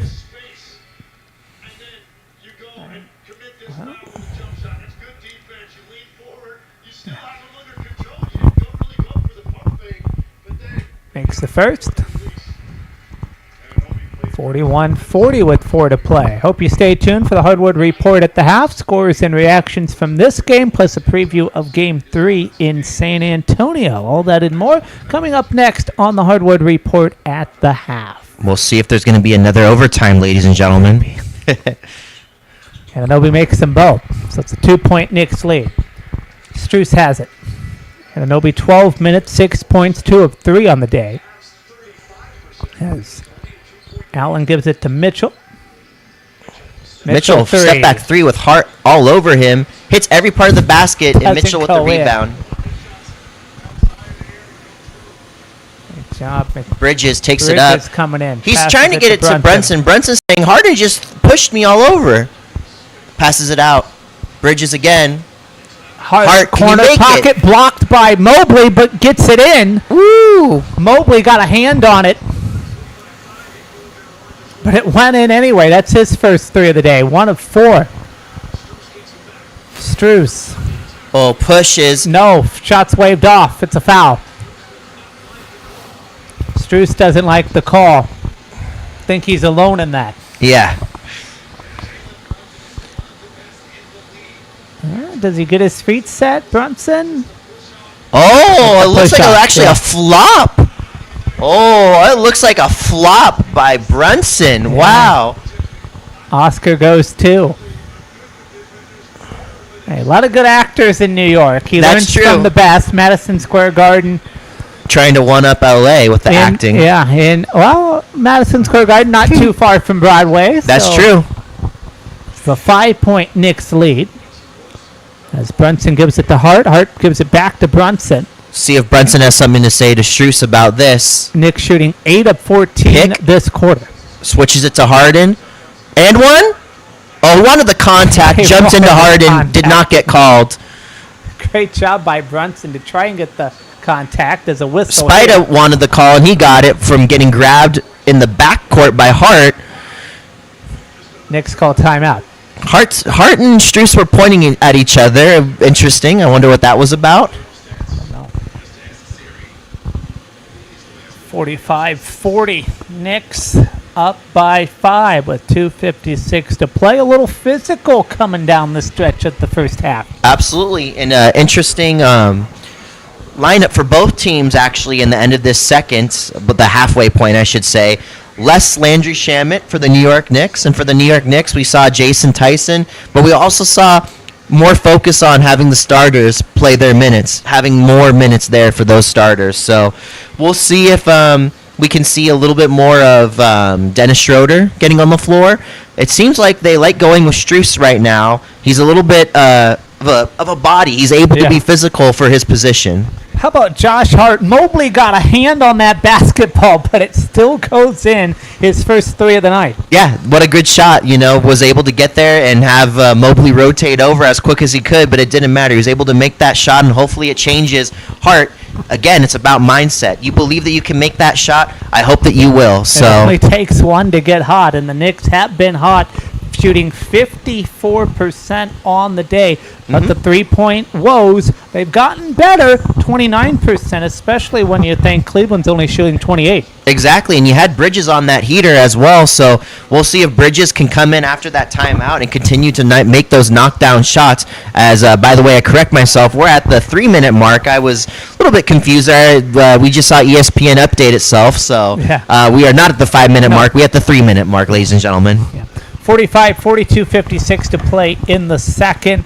Cavaliers are in this game because of their tremendous free throw shooting, 7 of 8 on the day. The Knicks just shooting 38% from the line. A lot of that has to do with Robinson. We know the struggles there. For the game leaders, Cavaliers, Mobley with 14 points, Allen 6 rebounds, Wade with 2 assists. For the Knicks, Karl Anthony Towns, 13 points, 6 rebounds. Brunson doing a little serving, 4 assists on the day. So we like to see that, Brunson's going to try to keep his team involved as much as he possibly can, but they got to be making those baskets. They got to be making those open shots. And, as we said, Hart just nailed one.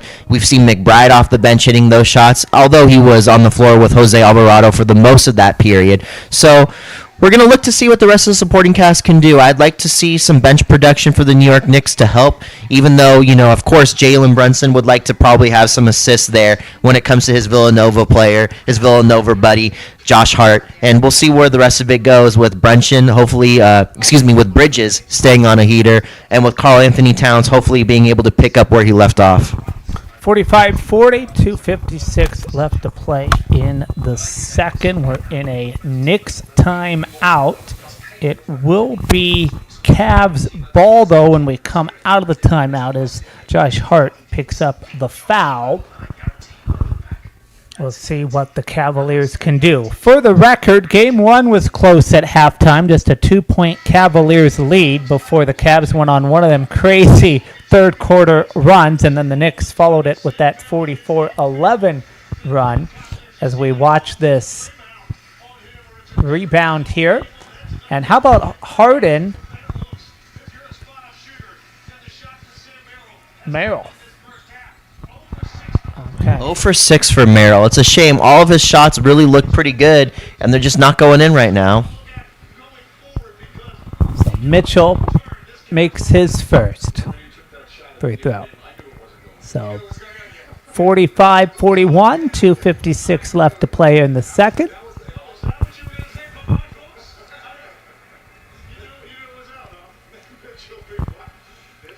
And makes them both. So 7 points for Donovan Mitchell, who's been playing very sporadic basketball so far in the first half. 2 for 6, 7 points.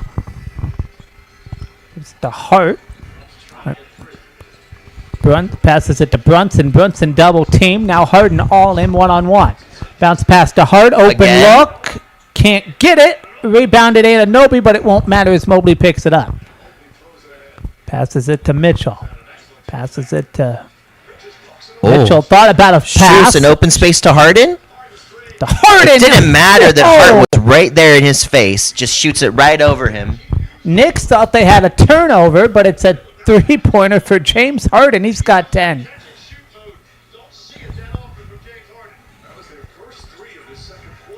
Towns back in the game. Gives it to Hart and Anunoby. Then playing pass. Great spin move off the glass and in for Josh Hart. Spin cycle. Put him in the spin cycle, Josh Hart. Great assist by OG Anunoby. Mitchell one-on-one. Passes it to Mobley. Mobley three. Can't get it. Rebounded Anunoby. Passes it to Bridges. Bridges just goes around James Harden. Are you going to go all the way? Pass it to Hart. Back out to Anunoby. Checks it for three. Gets it in. Knicks back up by 5. 95 seconds left to play in the half. He's got 9. Strus passes it to Harden. What can the Arizona State alum do? He's got 10 already with 5 to shoot. Gets inside, off the glass and in. A lot of contact, too, flying into Karl Anthony Towns, but it doesn't matter. Harden makes it. Anunoby dancing on Mobley. Oh. Can't get it. Rebounded Harden. It's a 3-point game. 55 seconds left to play in the half. Harden has 12, 9 this quarter as he has the ball with 15 seconds on the shot. Step back from the beard, no. How about Hart? Bridges and Hart. Back to Bridges, back to Brunson. Brunson with 14 on the shot clock. Passes it out. Passes Hart, it to will Hart. you make Wide it? open three. There you Gets it go. in. 6-second differential between shot clock and game clock. Hart has 12, 2 of 6 from downtown. Mitchell taking his time, standing on the Knicks logo with 10 to shoot.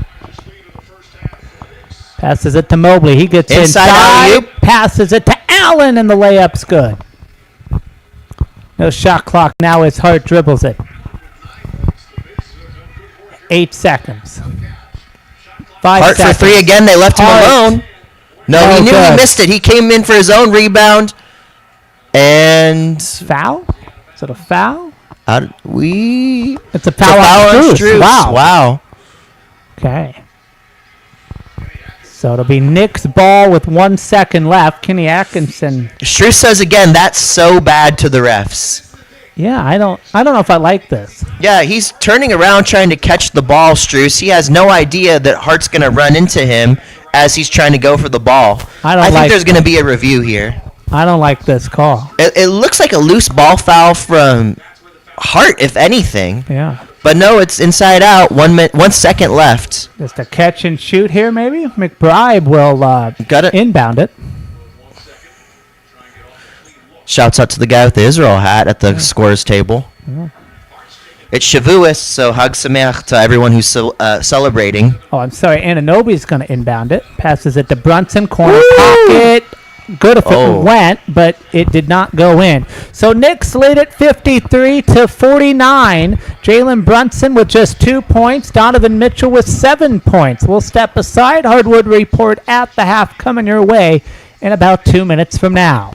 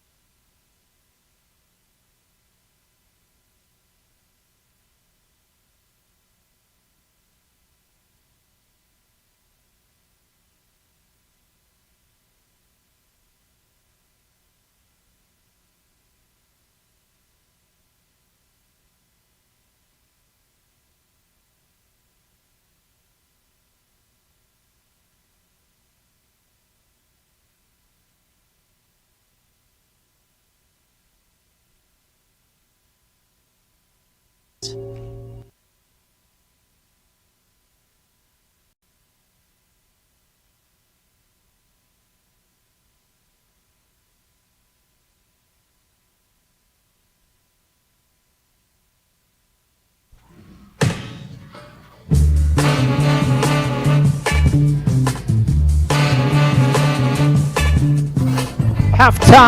inside Madison Square Garden, where the Knicks have a 5-point lead as we welcome you to the Hardwood Report at the half. Ryder Bullock alongside Benjamin Zion.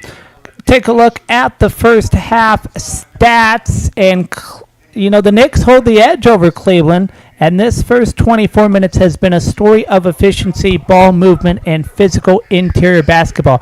New York has simply looked like the cleaner offensive team. The Knicks are shooting 51% from the floor compared to Cleveland's 37%. And that gap has been one of the biggest reasons they've controlled stretches of this game. They've moved the basketball beautifully as well. 17 assists on 22 made field goals, which tells you this offense has had rhythm, spacing, and patience. Inside, the Knicks have been strong. They've outscored Cleveland 30-22 in the paint, and Karl-Anthony Towns has been a major factor. Towns with 13 points and 6 rebounds, giving New York physicality, second chance efforts, and a steady scoring presence around the rim. For Cleveland, despite the shooting struggles, they are still hanging around because of hustle. The Cavaliers lead the rebounding battle 24-19, including 9 offensive rebounds, which has created second chance opportunities and kept possessions alive. Evan Mobley has been their anchor with 14 points, showing activity and aggression on both ends. Jalen Brunson has quietly orchestrated the game for New York, just 5 assists already, controlling tempo and making the right reads, while the Knicks defense has added 5 blocks,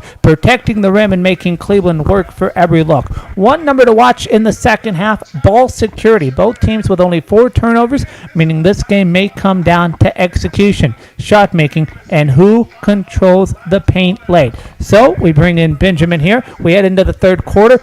Cleveland, do they really need better perimeter shooting? They absolutely do need better perimeter shooting. At the end of the day, you should have Strus making those shots. You should have James Harden continuing to make 3-pointers, as we know he can.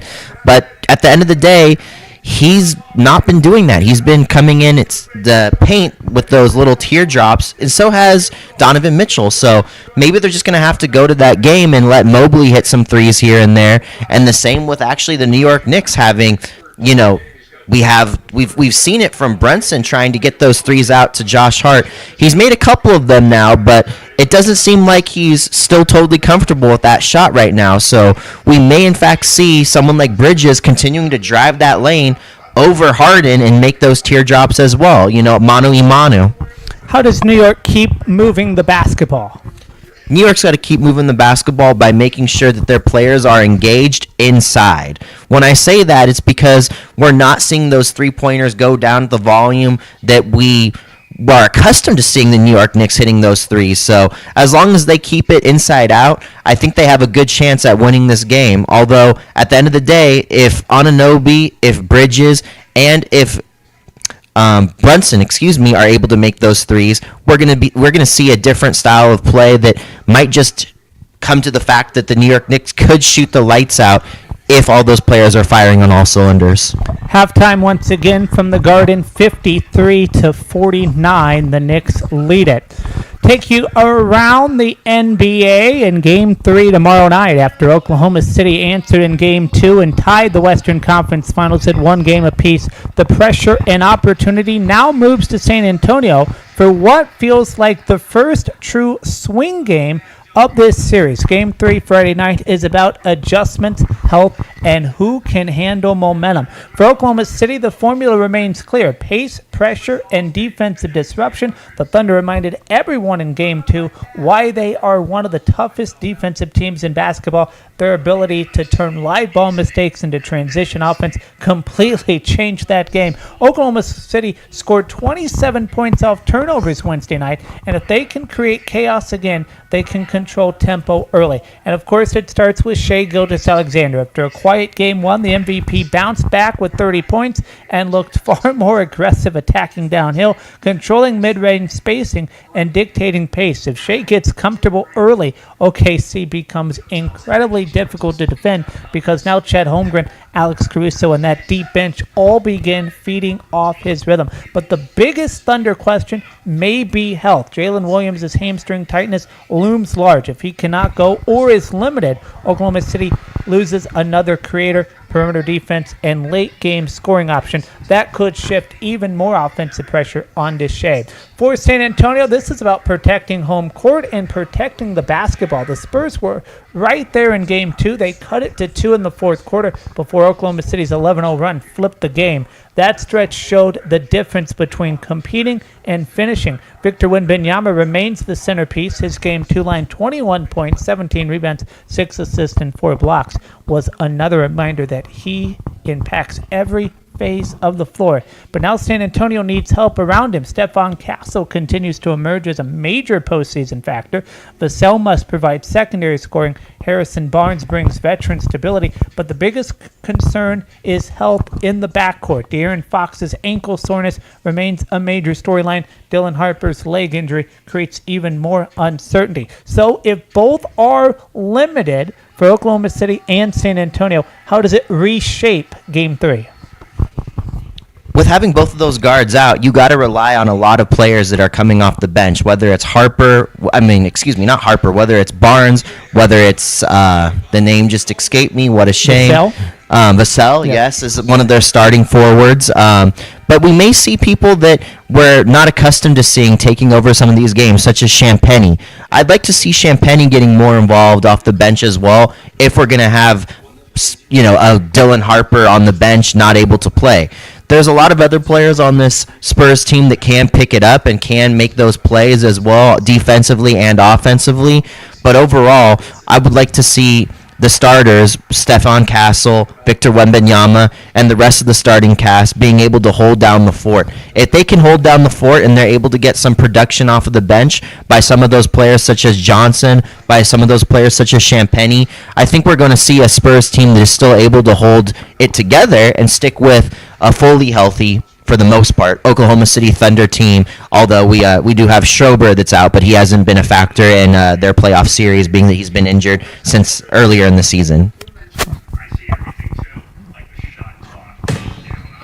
Karl Anthony Towns, he feels good. 13 points, 6 rebounds, looks good too. Knicks, 53-49 at halftime, trying to go up 2-0 before we head back to Cleveland. We send you back to the Garden in a moment.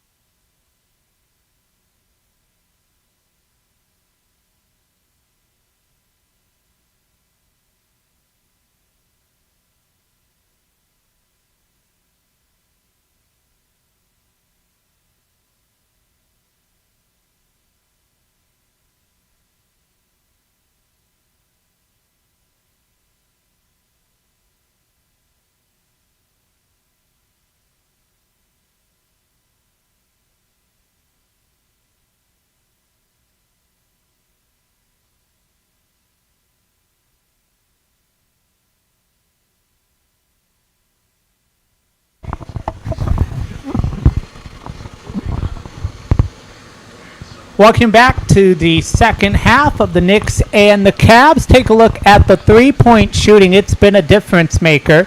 Cavs shooting 6 of 21. The Knicks not doing much better, just 6 of 19. Cleveland, who took 50 shots in Game 1, just a little shy of reaching that margin here in Game 2. We got to see if they'll clean it up. We got to see. As we start this quarter, we have James Harden taking it up the floor, and we have Bridges against him again as a defender. I like that defensive matchup. I did too. And we do have Anunoby down low on Allen, see if he can out-jump him. How about Allen inside Nope, getting he can't. in? This looks like a much different James Harden than what we saw in Game 1. I don't know. Yep. Well, I think he realizes he has to drive it if he's not going to be making those threes. Well, and if you're Cleveland, you traded him to get here. This is why you're here. Exactly. And- Allen roofing Hart down low. Can't go there, not in my house. Great job by Robinson.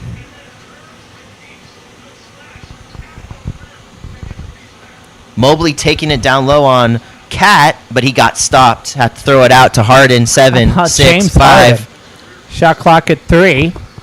Harden pull up 3. Can't get it. Rebounded Something's not Towns. right with him outside right now. Great pass by Towns to Hart, but Onobi For 3. finds room. Can't get it. Rebounded Harden. This game is going to have to be played inside out, ladies and gentlemen. Both teams are not able to hit threes as they would want to. Mobley in the paint. Can't get it. Spider's saying I'm fouled. It'll be Or it was tapped. I don't know what he's saying, actually. Excuse me. Knicks basketball, I think. Oh, wow. Donovan Mitchell just totally took Mike Brown out right there. That was great. Little football play there. I think it's Knicks ball. Yeah. No, Cavs ball. Cavs ball. Interesting. Towns thought he had the ball. I did too for a minute. Passing out to Mobley. What is he going to do? Spider It was it to Mitchell. Mitchell Spider gets in with the his- paint. Gets it in. with his up and under move. Up and under Spider. Tied at 53. Mitchell with 9 points, 3 rebounds. Talk about the two big-time scores for the Cavaliers. They're not big-time scores today. Oh. Mitchell only has 7, as Brunson has only 7. So 7 and 9 for the two big scores as we have a whistle here. Mitchell just says, I just got hit in the throat. Where they are is considering all the shots that they've missed. Lisa Salter is talking about Cleveland's offensive struggles. It is advice to Sam in the locker room. Merrill's offensive struggles. Yeah. More specifically. It's a Maryland Strew struggle right now, ladies and gentlemen, off the bench. 0 for 6, Merrill, 2 points. And Atkinson said that Donovan has Josh Hart. Recovering from a little bit of a sketchy pass and passes it back out to Brunson, who Brunson for launches. 28 gets in. Dean Wade was not ready to defend that. Oh, pal. Jalen Brunson, his first 3 of the night. 5 points for him.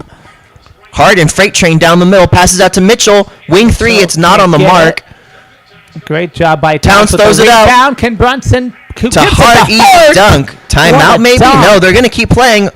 Harden throws it out. Mitchell. Very fast-paced basketball right now.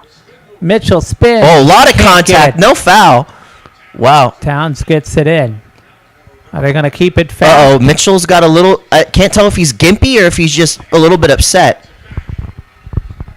Towns lost it for a minute. Gets it back. Shot clock at 10. Takes it on Harden. Passes it out.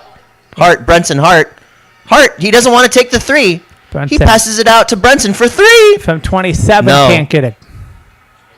Hart, has to take that open shot. Harden has had the ball. Oh. Gave it to Mitchell. Now and now Mitchell's there's a ping-ponging collision. off of people. He just grabbed his knee a little bit. Now he bends down. It's hard to tell if he's maybe a little bit tired or if he's dealing with something that he does not want to show us. Donovan Mitchell getting in that paint gets tripped up by Josh Hart, Ooh. and ultimately that's what led to the turnover. 3 fouls now on Mitchell. Okay, 3 fouls for Mitchell. That will be interesting down the stretch. Only 9 points in 21 minutes for Donovan Mitchell. Brunson has the ball. 15 seconds on the shot clock. Knicks have a 5-point lead. Brunson wants to take Dean Wade again. He does. Spin cycle, shoots it Gets easy. it in. Doing much better in the second half as the Knicks are on a 7-0 run. We've seen these Knicks runs before. We'll see what happens. Haven't we? James Harden. Pass it to Mobley down low. Pass it to Allen. Can't get it there. Stripped, and Hart has it now. Gives it to Bridges off the glass and in. Bridges knows I'm just going to take a layup whenever Harden's down low. I don't care. It's a 9-0 run for the Knicks. Largest lead of the game. Chalamet loves it. The Cavs call timeout as Fat Joe applauds. Patrick Ewing takes a bow. How about Walt Clyde Frazier? Not the glide. I don't know Crazy. how I did that in the last Crazy broadcast. suit. Nice picture of Patrick Ewing with Coach back in the day. Yeah.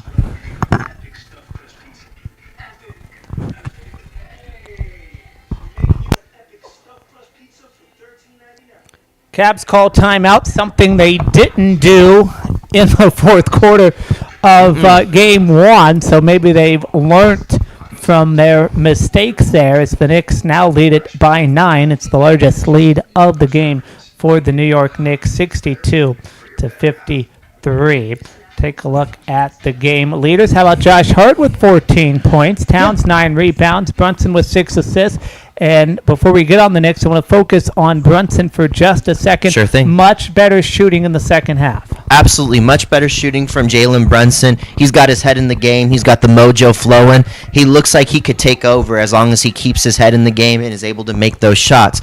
And, Josh Hart, even though he's 6 for 14, he's got 14 points. It doesn't feel like he's had 14 points, being that he's turned up open shots and he's missed open shots. But, that's a good sign for Josh Hart to have 14 points right now. And I'm just curious, with the Cleveland Cavaliers being down right now, are we going to see wholesale substitutions? And if so, are they going to try to get Tyson involved? Are they going to ask Dennis Schroeder, please figure out a way to score points for us? Are they going to say, Strus, we need to figure out if you can shoot some threes as well?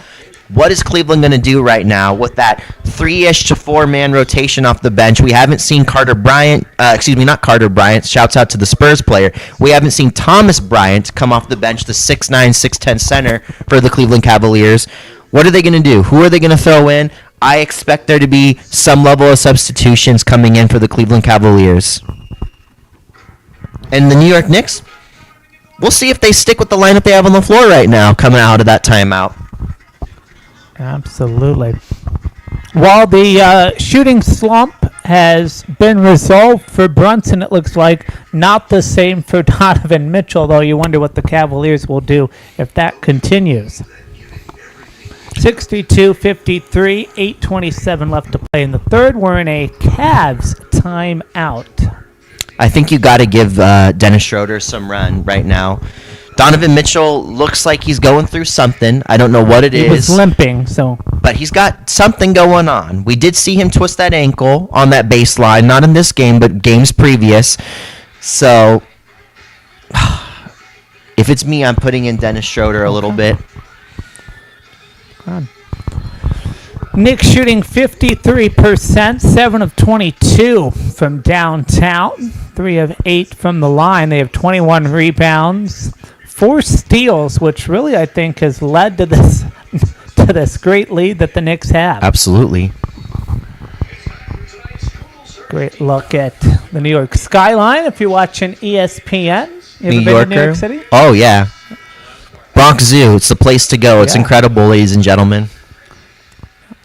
I've spent a little bit of time in Manhattan, but most of the time when I stay in New York, I do stay in Staten Island. Shout out the Forgotten Borough. There you are. As Richard Jefferson Giving has some love to legs. How about that? Is that what kind of fabric? It's a corduroy suit, I believe. Is that it? Or not a corduroy, it's a suede? Suede, I think. Or maybe Someone velour. was. It almost looked like velour back It in looks the very day. voluptuous, very soft and lovely. Harden has the ball, kind of a sloppy pass to Mobley. Mobley gives it back to Harden as you find out what kind of fabric that is for Jefferson. Harden gets it off the glass, can't get the rebound, and Anunoby does, however, and the Knicks have it, and we're going the other way. They pass it to Brunson, 8 minutes on the game clock. Hart had to it for a Bridges. second, gives it to Bridges in a little handoff. He shoots and does not score. Rebounded Wade. Hart almost got away with a little bit of a foul there on Dean Wade. A little swipe over his face area. Gives it to Harden. Harden to Dean Wade for Wade. three. Can't No. get it. Great job by Bridges to get the rebound. Jalen Brunson has it now. Brunson on Harden again. Goes just right around him. No It's problem. There's inside, zero defense. off And the shoots it glass with the and in. right-hand layup. The Cavs have to do something about their defense right now. You cannot just walk around James Harden. It's 11-0 run for the Knicks to start the third quarter. We see Strus getting off the bench and Merrill getting off the How bench. about Allen? He can't connect. He's got it Rebounded, back, though. though. Over A both hook shot with defenders so and a much whistle. contact. Towns will be called for the foul. He says run it back. We'll see what they do.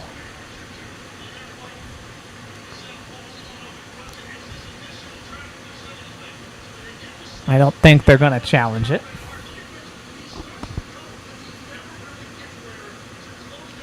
And Legs is now calling out Mitchell. He starts to get there when James Harden loses Jalen Brunson, but then isn't able to do anything. He kind of just lets him go straight to the basket.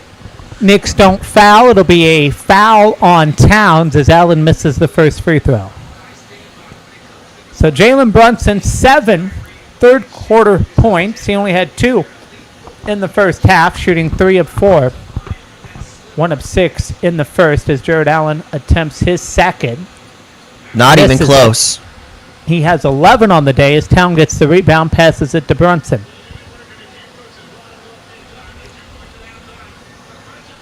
Harden again on him, but switches it up. Wade now on him. Think I prefer Wade as they pass it out to Hart. Hart There has we an go. open three and gets it in. The Garden is alive. It's a 14-0 run for the New York Knicks. Maybe Cleveland's getting ready to force a little overtime, just like the last game, Maybe. right? The other way around, though, ladies and gentlemen. Strus in. Passes it to Allen. Gives it back to Strus. He shoots a 3. Can't get it. That's supposed to Rebounded be his bread and Towns. butter. He just pushes And Towns and gets out of fouled. bounds. He's angry. Strus is angry. Is it a foul on Strus? 4 fouls as Donovan Mitchell puts on some chapstick and just sits there looking shocked on the bench.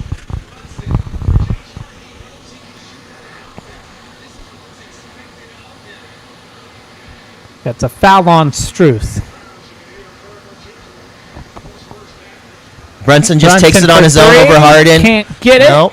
Wow, Hart Rebounded almost. Allen. Ooh, And Hart whistled fouls out. Hart's really mad. Got to be careful not to get a technical. Clapping at the refs. It's a loose ball foul for Josh He's asking Hart. how many fouls. Okay. Almost ran on the cameraman there. He's fine, Cameraman though. got hit a little bit. He says, I'm fine. Thumbs up. Got the big smile. That's a very dangerous job in sports. I Absolutely. will just say that. Do not want to get cracked with that camera. Well, Cavaliers 3-point shooting, 5 of 10 to start the game, 1 of 15 cents as James Harden passes Laser it to pass to Strus, Strus. gives it to Merrill. Merrill Gives inside. it back Passes to it Harden. out. Okay. Hart all over Harden as Wade shoots, can't connect it. And Brunson with the rebound. Little One off man to tip off beat, from bounce pass Anunoby. to Hart and a whistle. Ooh, dangerous fall, and he's holding his ankle. He fell a little bit funny. I think it just scared him. He's walking it off. He's hopping it off. I think he just got scared as his foot slid out from under him. He didn't really land on anything. Spike Lee says, you're okay. Now Spike Lee's asking the ref something. I don't know. Here's the call again here. I think it's a foul on... He twisted his ankle on the jump and then on his right leg, and then his left leg kind of caught him, but he's holding his right leg. It's just a bad jump. Shouts out to the podcast partners. It's a foul on Harden as Josh Hart shoots 2, gets the first. You can't... I've watched the Roommates podcast. And they're wearing the same shoe. Well, no, they're not wearing the same shoes. Same color. Same color, purple. Shoe Masters, what are those shoes? Let us know. Yeah. One is Nike, but on Brunson, but I don't know what brand Hart is wearing. It is, I think they're Jordans. Could be. Correct me if I'm wrong. Oh, Catman. Oh, it's off of Allen. Catman just forced it back to the Knicks.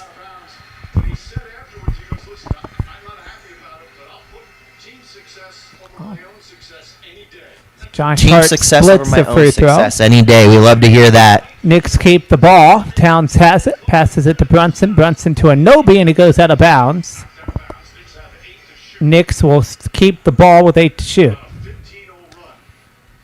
Knicks on a 15-0 run. It was a 42-11 run to close out game one.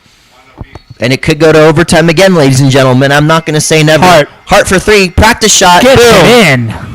Why did they keep leaving Hart open? We have no idea. And he silences them, the Cleveland Cavaliers. 21 points for Hart. 4 of 9 from downtown. Started a little sluggish, but he's alive tonight. And Bridges is playing very tough defense on Harden. Harden looks very slow compared to Bridges right now, ladies and gentlemen. Strus tries to go down the middle. Finds Allen. Allen finds Harden. Shot clock at 4. Brunson all over Harden as they find Strus again. Corner pocket gets it in. Finally. Cleveland with some offense with 5 to play in the third. Ends an 18-0 run for the Knicks. Max Strus is now 1 for 6 for field goal percentage, 1 for 3 at the three-point line. Just 3 points of the game, his first points. Wonder if he can get hot. Hart passes it to Towns. Had to Towns reach on for it. Strus. This is going to be tough. Oh, Allen saves the day. What a block Great by Allen. defense. Great team defense. Harden inside. Can't get it. Rebounded Allen and gets the tip in. Now Cleveland's trying to show that they, Cleveland is trying to show that they have some energy here. 13, 9, and 2, 2 blocks for Jared Allen. It's a better stat line for him. Kenny Atkinson's applauding his team as New York takes a timeout. Shall see. 71-58, 4:22 to play in the third. We'll take a 30-second break. Join you on the flip side.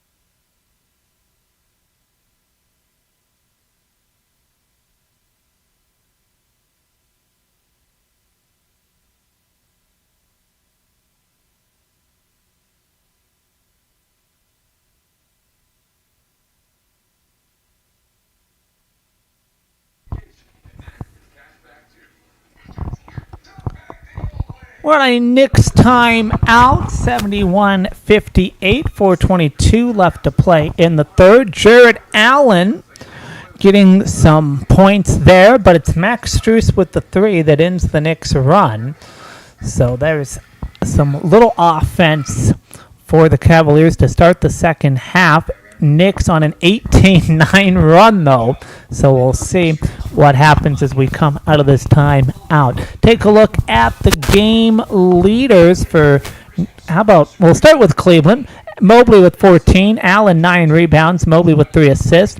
But the shocker to me, Josh Hart with 21 points. Who expected Josh Hart to have 21 points, ladies and gentlemen? With those early misses, he is now 8 for 16. It's not bad, ladies and gentlemen. He's keeping the New York Knicks really much, I would say very much, in this game. They're defeating the the Cleveland Cavaliers when it comes to the three-point shot with Josh Hart, with Jalen Brunson hitting those shots. And, at the same time, they're on the glass as well. Cleveland, if they're able to get on the glass like they just showed they can, they'll put themselves back in this game. But if they're not able to get on the glass, if they're not able to drive into the paint and get some closer shots rather than the three-point line, which is a struggle for them, this could be anyone's game still. Absolutely. Take a look at the pressure test. I think the Cavaliers are under the most pressure, as you see, since 10-10 in the third quarter, 18-5. 2 for 11, Cleveland. That's tough. And since 10 minutes in the third, we got 0 turnovers for the Knicks, only 2 on Cleveland, so it's going to turn out to be an execution game, it seems. Cavs have called 2 timeouts already this half. Finally, we see Dennis Schroeder as well, with McBride shooting a 3. Shoots, no good, way up in the air. No, it's out of bounds on Strus. Who gets the ball? It'll be Knicks basketball with 14 on the shot clock.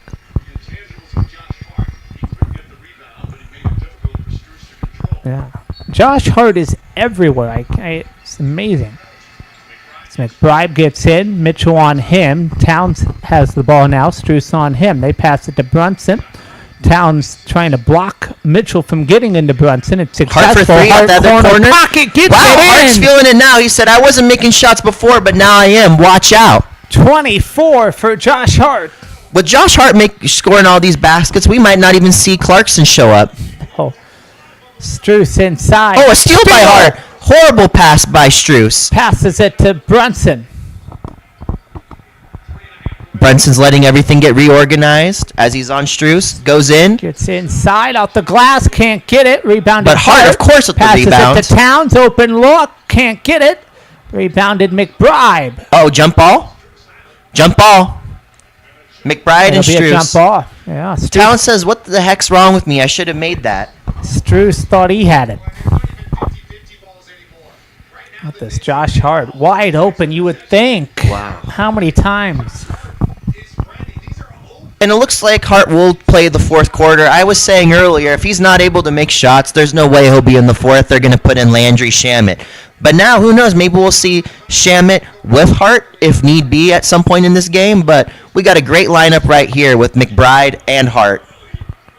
Well, Strus. Who touched it last? That's a hard one to see right there. Think it's last touched by Mobley, yeah. Mobley said, I didn't touch it, but referee said, yeah, you did.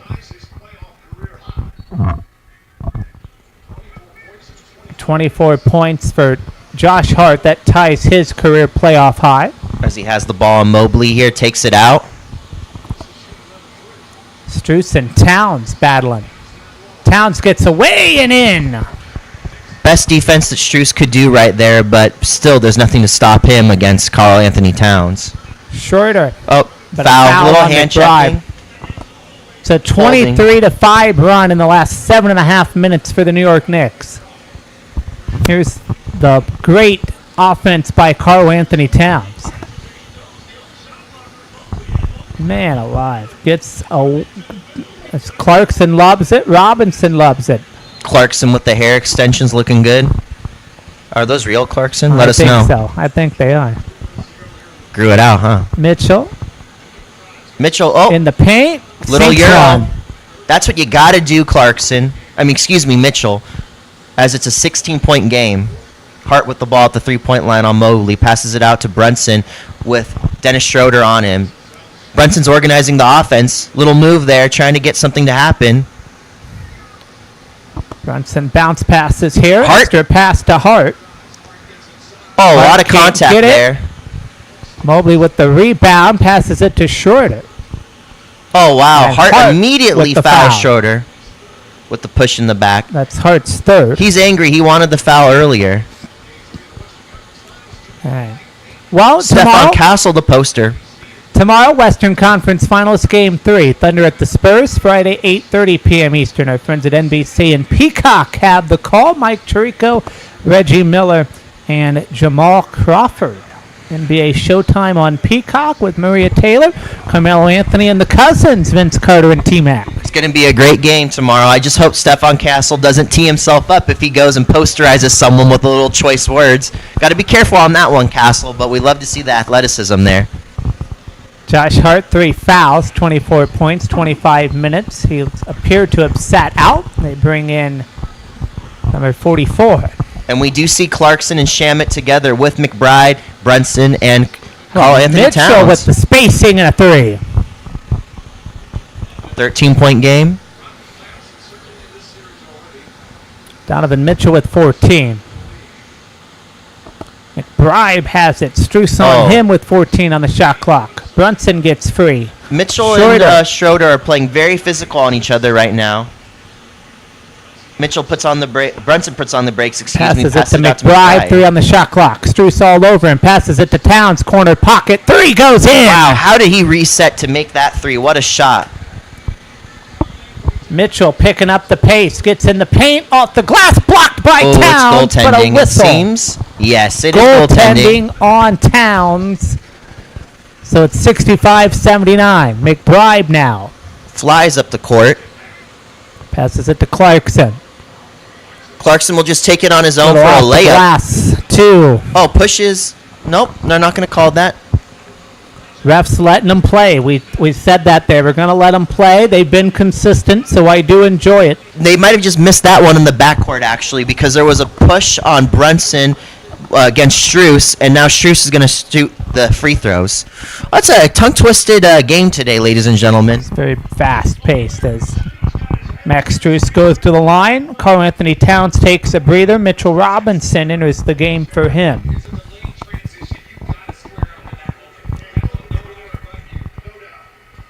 See what Struess does. Makes the first. His first 3 free throws of the night.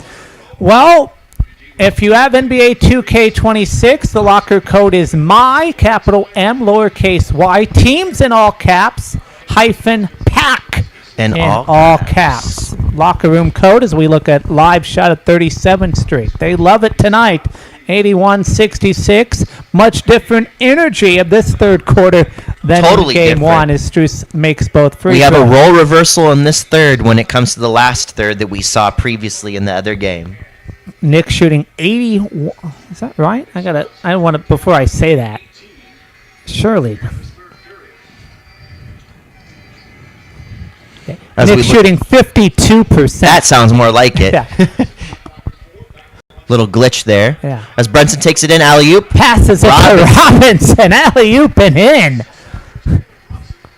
83-67. Lead back to 16. Brunson has 9, but 10 assists as Mitchell spin move. Passes it to Merrill. Merrill He shoots. felt the contact and Can't misses, get it. but he's going to go Gets for a the traditional whistle. 2-point try there.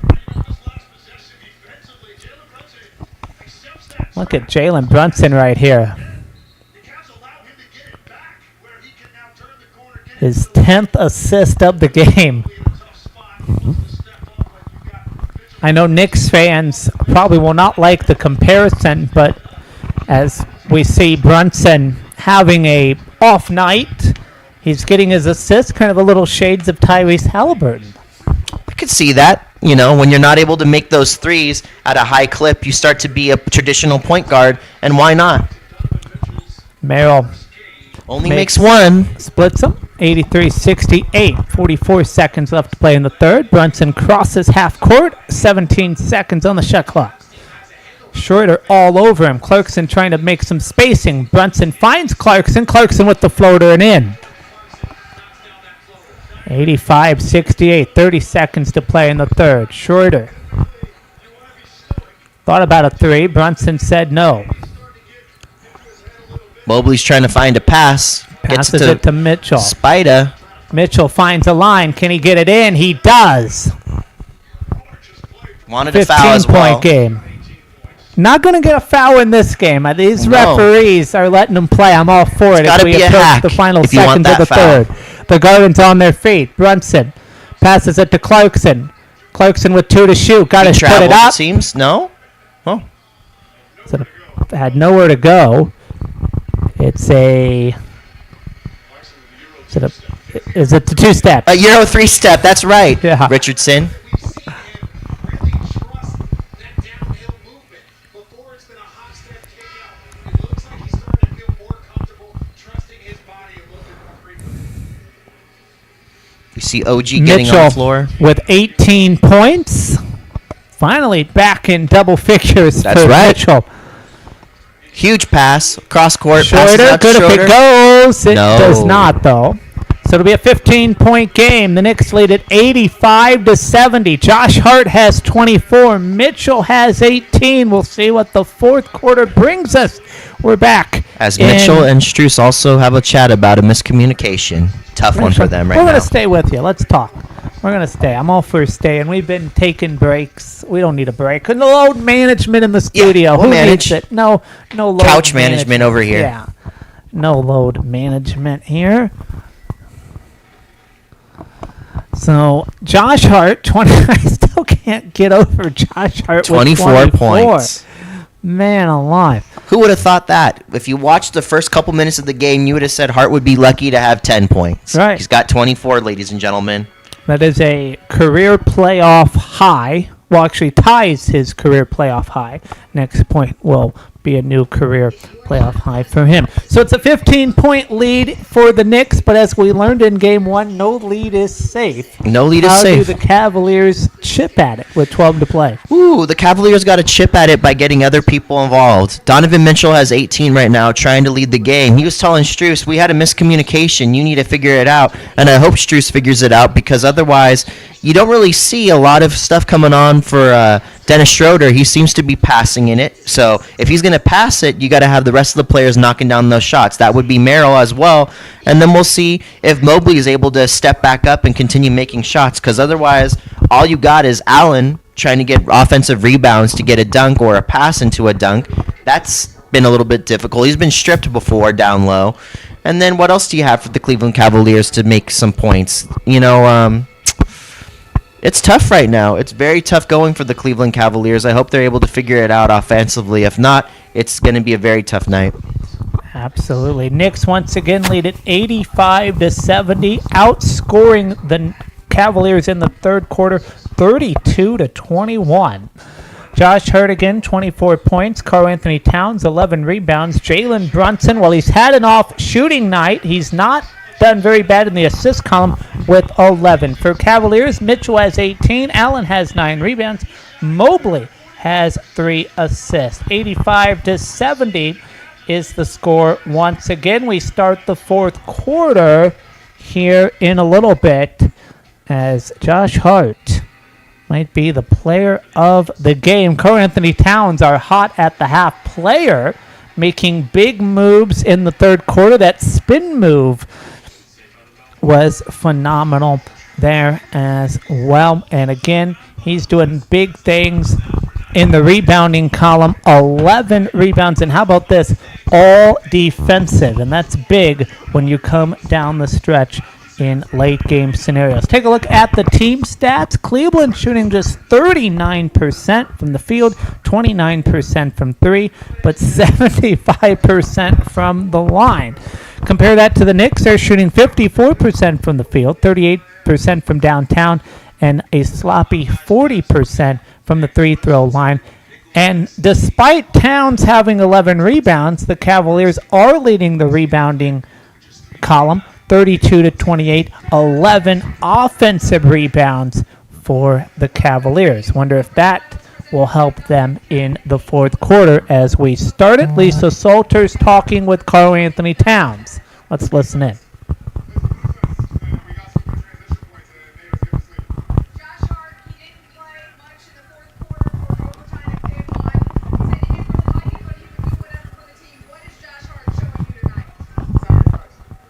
Karl Anthony Towns saying Josh Hart's showing sacrifice. We'll love do it. whatever it takes. We love that. Towns thought he was fouled. It'll be a no call. As we see Tyson taking the ball up the floor, figuring out who to get it to. Spida. Gives it to Mitchell. Mitchell to Cross court. Schroeder. Going around. And a whistle No. there on Towns.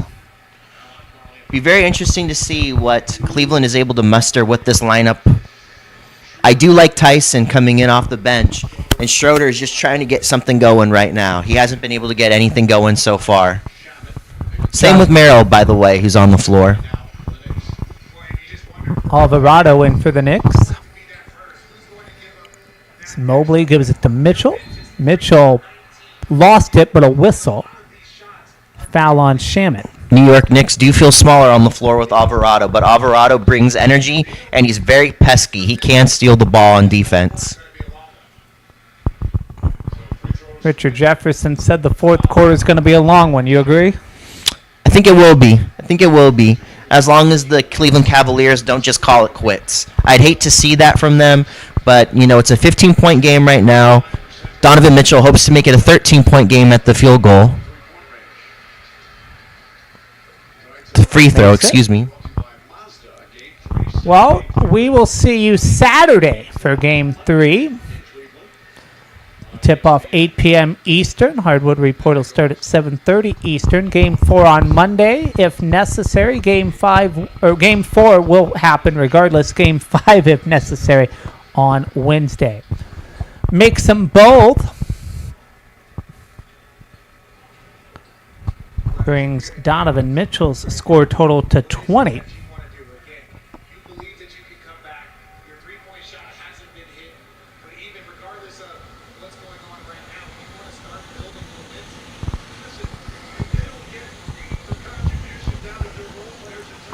Hart passes it inbound, gives it to McBride. Merrill all over him.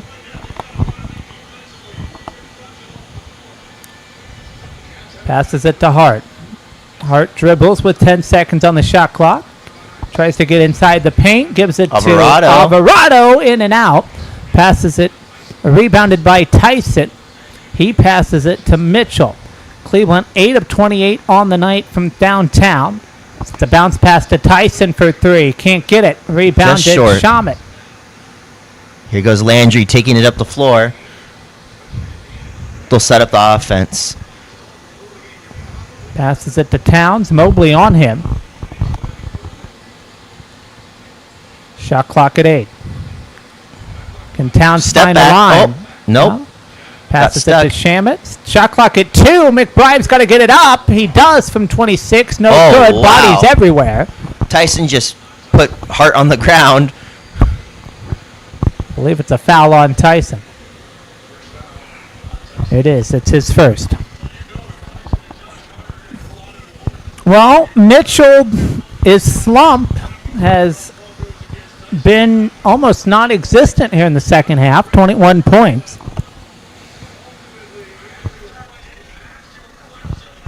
Stays with the Knicks. Hart throws it up. 3. Can't get it. Looked good, but McBride. With the just rebound, no over good. him.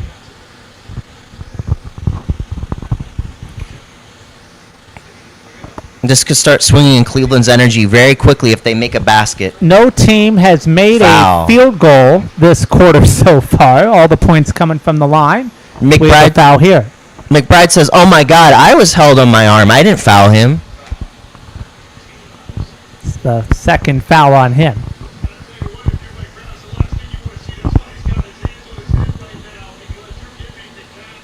McBride. So Merrill shoots one, gets it in. He'll shoot another. Trying to make it a 10-point game.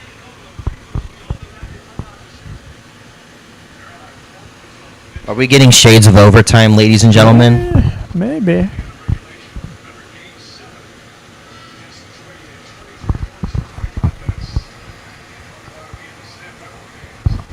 Currently seeing Bridges and Brunson checking into the game. Mike Brown setting it up. Alvarado comes out. Yeah. Hart also going to the bench.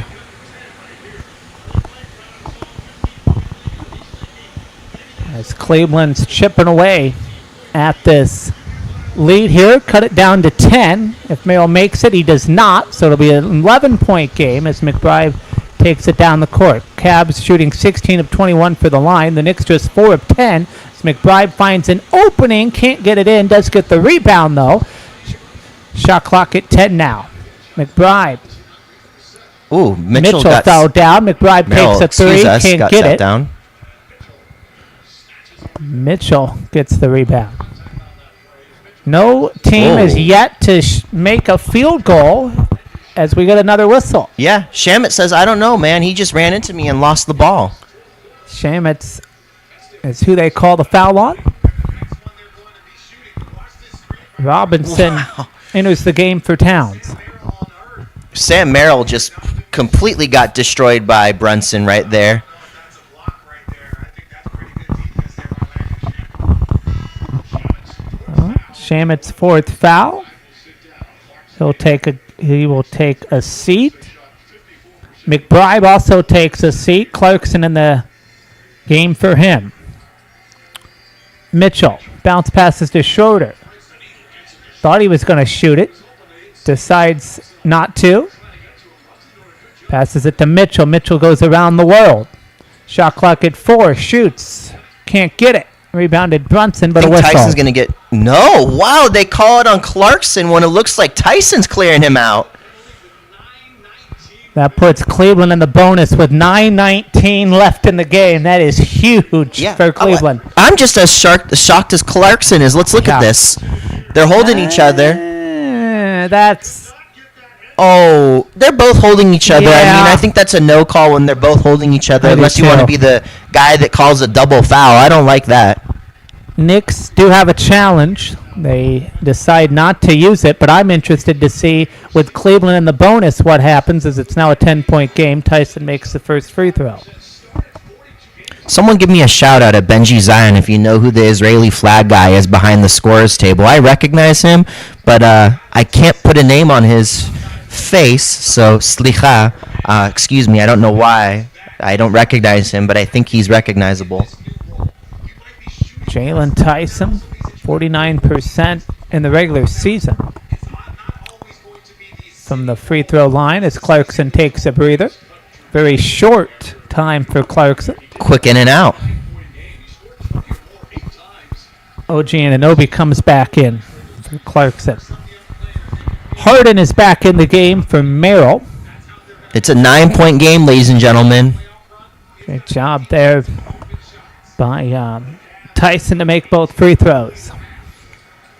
They've cut this lead to half. 9:10 to play. Cleveland's in the bonus. Be interesting to see what happens as we get a whistle here. Foul on Donovan Mitchell. We're calling it holding. And one thing you see different right now, Dennis Schroeder is in a flat-out face guard deny on Brunson. He did not allow him to get the inbound pass in the backcourt. He's on the high side, trying to prevent him from breaking to the back. Oh, bad Brunson pass. with There was a bad miscommunication, pass. Tyson actually. gets it. Passes it to Schroeder. Schroeder to Tyson. Tyson. Off the glass and in. Tyson being the difference maker right now. 7-point game. Cleveland trying to chip away. Knicks are 1 for 3 this quarter. Knicks 0 for 5. Neither team has made a 3. Anunoby, what is he going to do for 3? Finally, Wow. something for the Knicks. Shooting a 3 out of the squat. What an interesting position. Back to 10.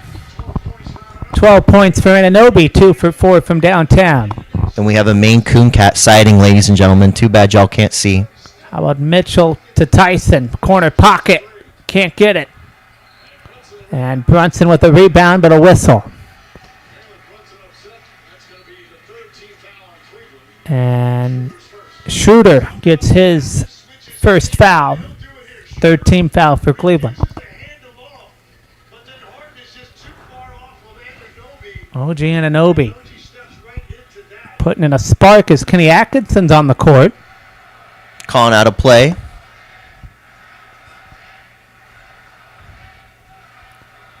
Brunson Brunson, driving. fade away. Can't No. get it. Robinson tips it, but it goes in the hands of Schroeder. Great spin move there. Goes around the world. Decides not to take the basket. Passes it to Tyson. Harden to Mitchell. Mitchell inside the paint. Floater's good. And we're back to 8. Okay, ladies and gentlemen, still anyone's game. Timeout? That's a whistle. Timeout called by the Knicks. It's an 8-point game. 7:46 left to play. It's anybody's game in game 2. 2 of the Eastern Conference Finals.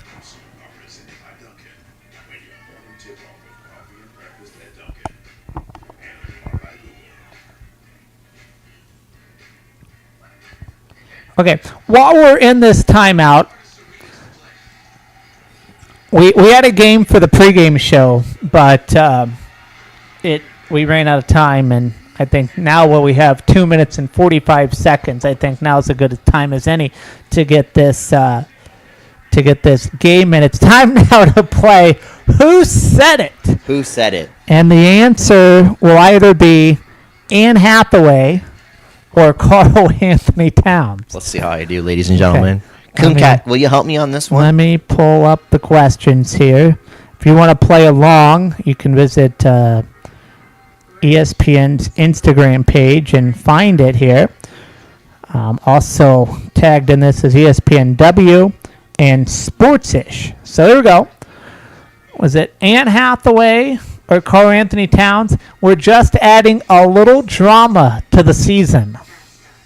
All right. I know the answers, so I won't play along. We're just adding a little drama to the season. Let's go with Ann for this one. Let's go for it with Ann.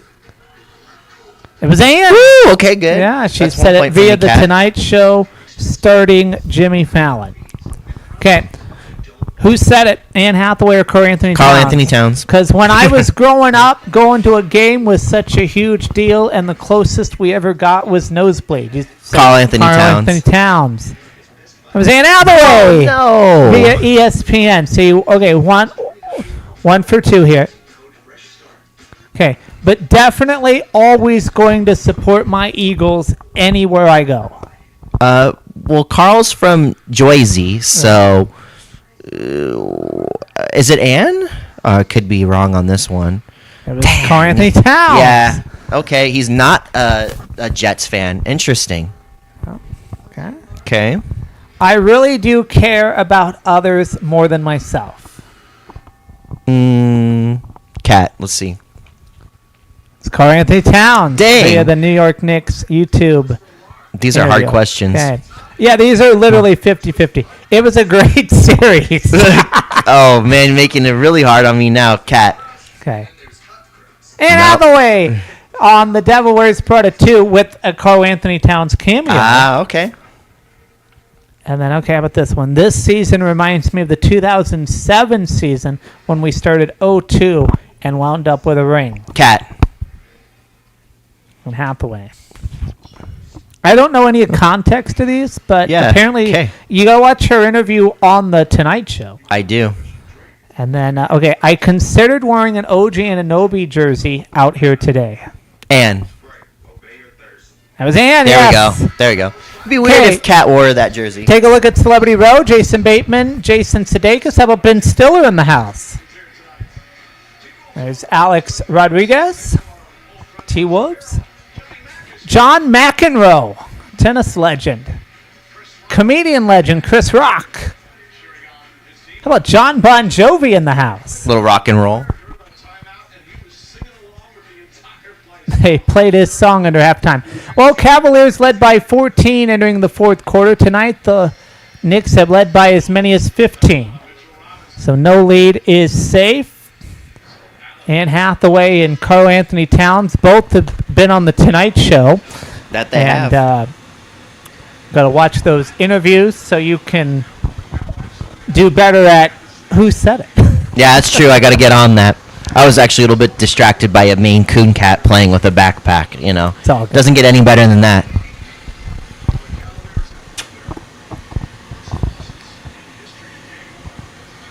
Fat Joe is also in the house, as well as Spike Lee and Timothy Chalamet. Brunson bounce passes to Mitchell. Wow, a little good. Yeah, It's a little Bridges teardrop. Bridges, there you go. Like that. Harden finds a line, but it will not connect. Great job by Schroeder, but I think he was fouled. Not sure what the referee was doing there. Brunson with 13 assists. Crazy. Great bounce Bounce pass there to McBride.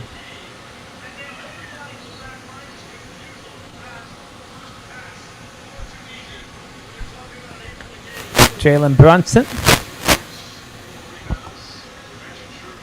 doing a great job with the assist. 13 for him. Schroeder trying to get this lead to single digits. He does not on the first.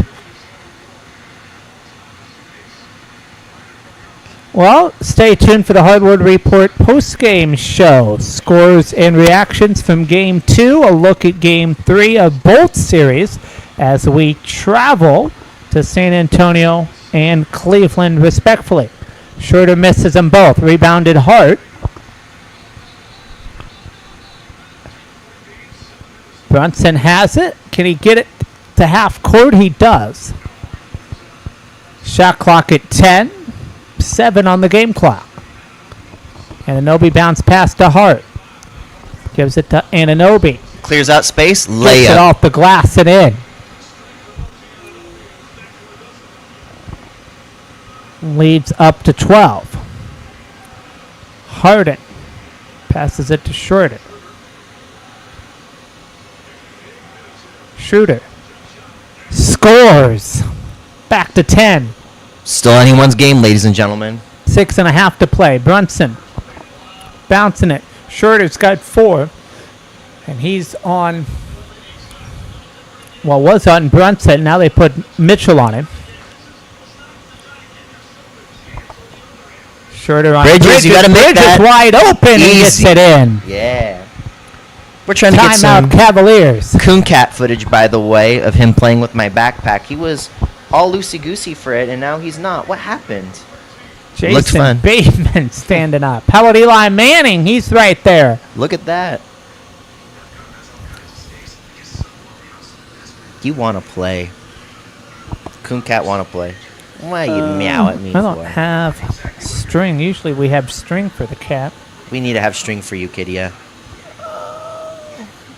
Is it over there? Check that table.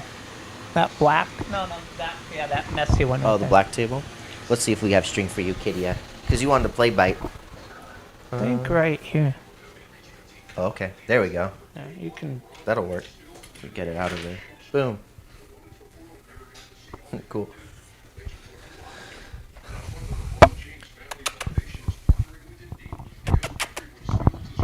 Cavaliers call timeout, 95 to 82. We got a timeout. We got some cat action We going do. on, and we got some cat action on the He's a court big jumper. too, Wow. with Cat. 11 rebounds. He's upside down now. As my tummy is grumbling half of the time. Oh, big claws. Mitchell with 23 points. Allen 9 rebounds. Mobley with 3 assists. 6:11 left to play in the fourth. We're in a Cavs timeout. Take a look at the team stats here. Knicks shooting 51%, 37% from downtown. Cavs answering 39 and 27 in both columns, respectfully. Rebounds, Cavs lead at 38 to 33. Defensive led by the Knicks, 28-26. Offensive, Cavs lead at 12-5. Assists, 31 assists for the Knicks. Ooh, it's a big number right there for the New York 13 Knicks. by Brunson alone. Josh Hart has 24. He leads all scorers. Mitchell has 23. He leads all Cavaliers. No lead has been safe in this series. Knicks trying to go up 2-0 as we head to Cleveland on Saturday. We're going to have to get a cat cam, ladies and gentlemen. This cat is too much fun. Before the timeout, Josh Hart gave the assist to Bridges, and how about the 23-foot open look? The Knicks have gotten a lot of open looks tonight. That is true, ladies and gentlemen. Absolutely have. Get some substitutions here. Max Strus enters the game for Dennis Schroeder, and Tyson will take a break. Be interesting to see who enters the game for him. We'll have that for you in just a moment. It is Well, just says enters the game for Tyson. Okay. Wonder if they'll show it here. Well, how about this? Bronson, spin move. He sees, look at this. He sees the 2-on-1. Finds, got Allen there. 1, 2, 3. Got really 3 guys on him. Shooter goes left. Shooter goes right to Anunoby. It allows Hart to get the extra pass to Bridges, and Bridges with the corner 3. Great job there as Mobley enters the game for As Jalen I've lassoed Tyson. the cat, by the way. Harden gets it here. 6 to play. 13 assists for the Knicks, just 6 turnovers. Mitchell passes it to Strus. Strus gives it back to Mitchell. Mitchell gives it back to Strus. Harden in the pocket. Gets it in Wow, for 3. finally. It's about time as he runs into the crowd a little bit. He says sorry. 10-point game here with 5:45 to play. James Harden with 15. Bridges lost it for a second. Gets it back. Cat's not happy that I've lassoed him. He doesn't know why the string keeps following him. As Brunson has the ball at the top of the court. Shot clock at 8. Brunson in the paint. Thought about a shot. He does end up taking it, and it goes in. Okay, if I'm Cleveland, it's a little too late to be trading baskets. You got to get stops, as Brunson has 11 now, 13 assists. Mobley in traffic, but a Foul. whistle. Foul is on Anunoby. Mobley will shoot 2. Cavs shooting way better from the line than the New York Knicks. 18 for 26. The Knicks just 4 of 10. Both teams in the bonus with 5:12 to play.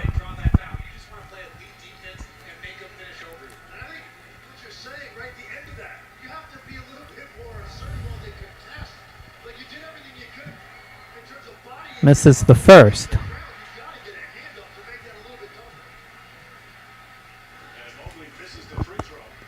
So here's Brunson. Look at Jalen Brunson right here. Man, oh man, what great shooting. Doesn't matter if you're all in Jalen Brunson's face. When he's on, he's on. So Mobley misses them both. It's now 9 missed free throws for Cavaliers. Just 9 of 17 this half.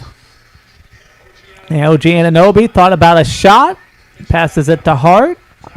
Hart has it with 3 on the shot clock. Got to get something going Hart here. the spin move, one-handed. One-handed jam. It's in. How about that?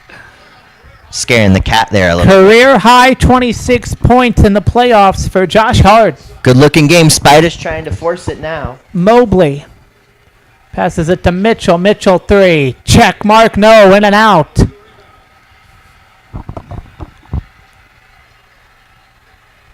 Brunson going around the world. Bounce pass to Merrill. Stolen by Strus. Strus finds Mitchell. Hart in front of him. And a whistle. Who are they going to call it on? They're calling on Hart. Hart is out. Hart saying, He wow. is livid right now. We can't repeat the words that he just said, but he's really not happy as Mitchell's on the ground. Yeah. Yeah, I'm sorry too. That's the right call. Seems to be, ladies and gentlemen. We did have a user or a fan ask, how do we get the cat cam? Do we have to donate for that? No, you don't actually. I don't even know if you can donate in the live stream on YouTube. You may be able to. I don't have that screen in front of me. But I we don't will think so. get another camera We can at get some a point. Camera, yeah. Here, matter Yeah. of fact, let me while Mitchell makes the attempts the free throws, we'll turn the camera on the cat there. This cat is so much fun. Look at this cat. Look at this cat. We'll move it. Are you embarrassed now, Kittia? Get the kind of floor view right here. This is what we've been dealing with, ladies and gentlemen. This man right here who's now confused that I'm standing. Oh, here he goes. Here we go. We got him. Cavaliers 19 of 29 from the free throw. 86-99 is the score of the game. Oh, he's going to go high Whistle. now. It's Hunton. Loose ball foul. Brunson getting up with Anunoby helping. Cavaliers in the penalty.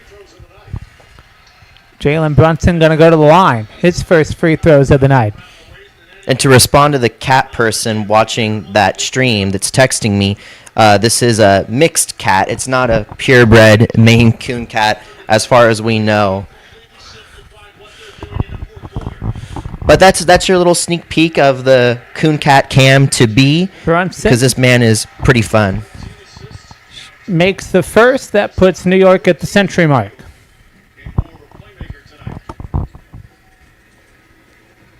Just his first free throw of the night. He only has 12 points, 5 of 14 on the day, 1 of 7 from downtown. And a perfect 2 for 2 from the line. 101 to 86, 4 minutes to play. Harden dribbling. 3. Can't get it. Can't get it. This is Rebounded looking Brunson. tough for Cleveland right now. Passes it to Hart. Hart gives it back to Brunson. Slowing it down. Shot clock at 10. Mitchell all over him. Passes it to Bridges. Bridges shoots. Can't connect. Rebounded Strus. Passes it to Allen. Allen gives it to Mitchell. This is the final push for the Cleveland Cavaliers I to would make say this so. game happen for them. Allen floater won't go. Rebounded Brunson just breaks out of the pack. Can he Coast get to the coast. fast break. He does. With the off right glass. hand. Okay, Kenny Atkinson might have to throw in the towel at this point. I hate to say it, ladies and gentlemen, but it's not looking good. Even the Coon Cat's walking away. Timeout Cleveland.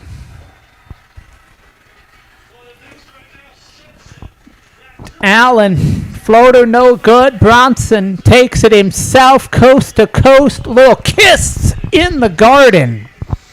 What a game. What a game. New York Knicks with the statement. We'll see if Cleveland in Game 3 can put their offense together. They'll need time to regroup.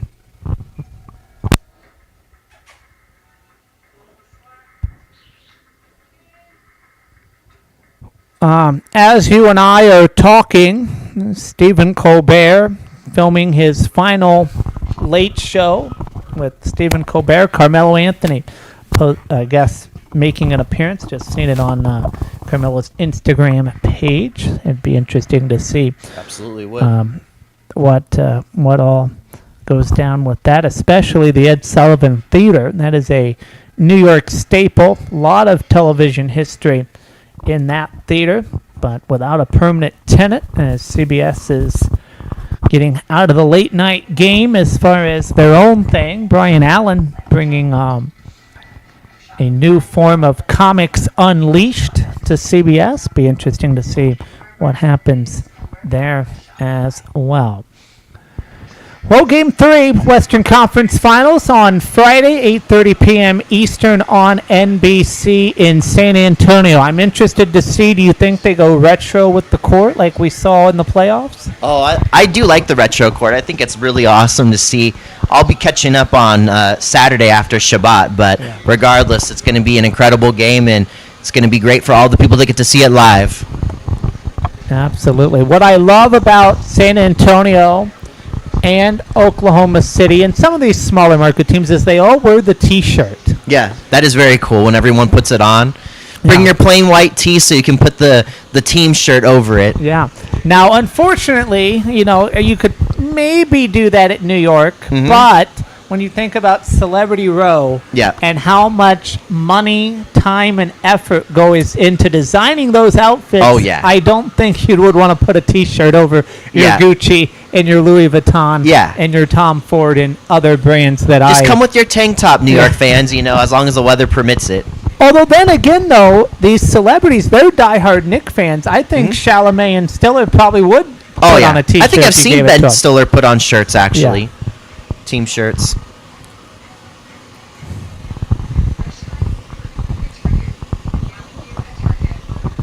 Coming out of a Cavaliers timeout, Knicks Strus is back on the floor with Merrill.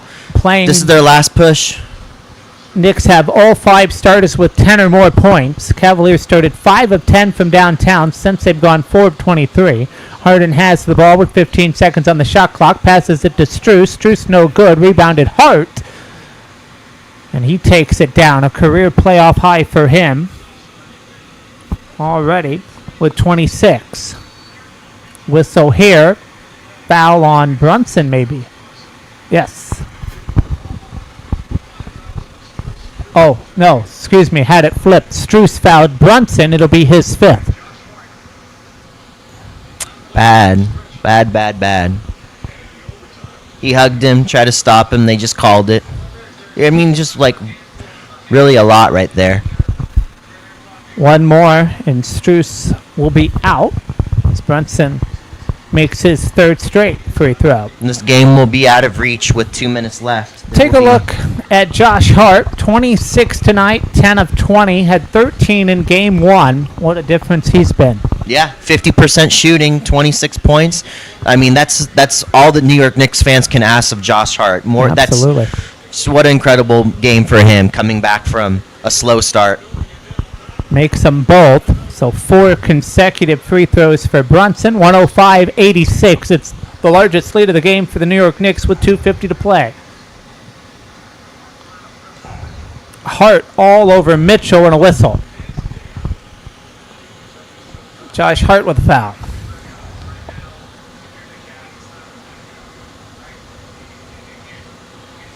I think Bridges is actually telling Hart, it's the end of the game. You don't have to be so mad.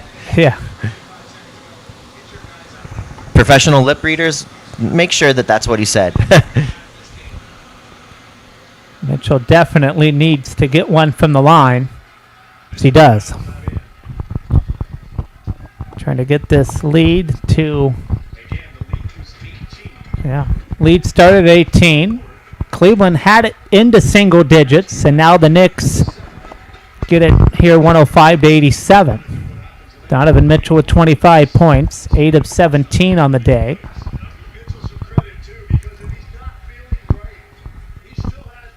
And makes that one. So it's 105-88. Cleveland trying to chip away at this lead, 2:42 to play. If you're Cleveland, you definitely got to get a stop as Brunson pushes the pace. Double team, though. Passes it to Bridges. Bridges gives it back to Brunson. 10 on the shot clock, 2:30 to play. Brunson goes around the world, passes it to Hart a little high. Hart thought about a 3, gets in closer, loses it, gets it back, though. Shoots, does not score, and it's rebounded by Harden.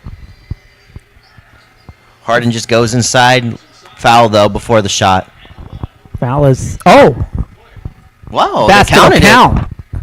Interesting there. Thought it would be on the floor. I did too. Karl-Anthony Towns with the foul. Let's see here, right there. Yeah, you got the gather. Yep. Very close, but you got the gather.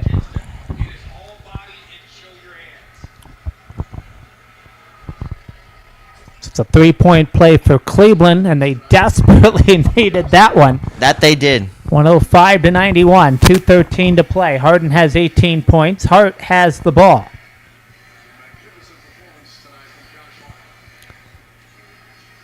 No doubt about that.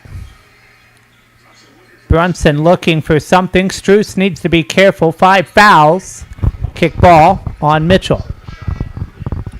So it'll be Knicks ball with 14 seconds on the shot clock as your boy comes in. Yes, jam it. So Josh Hart will get his standing ovation. 26 points. It's a career playoff high for him. Jordan Clarkson gives his buddy a massage on the back. Good job, bro. McBride says something. Doing good, bro. Bridges. Shot clock at 10. 105-91.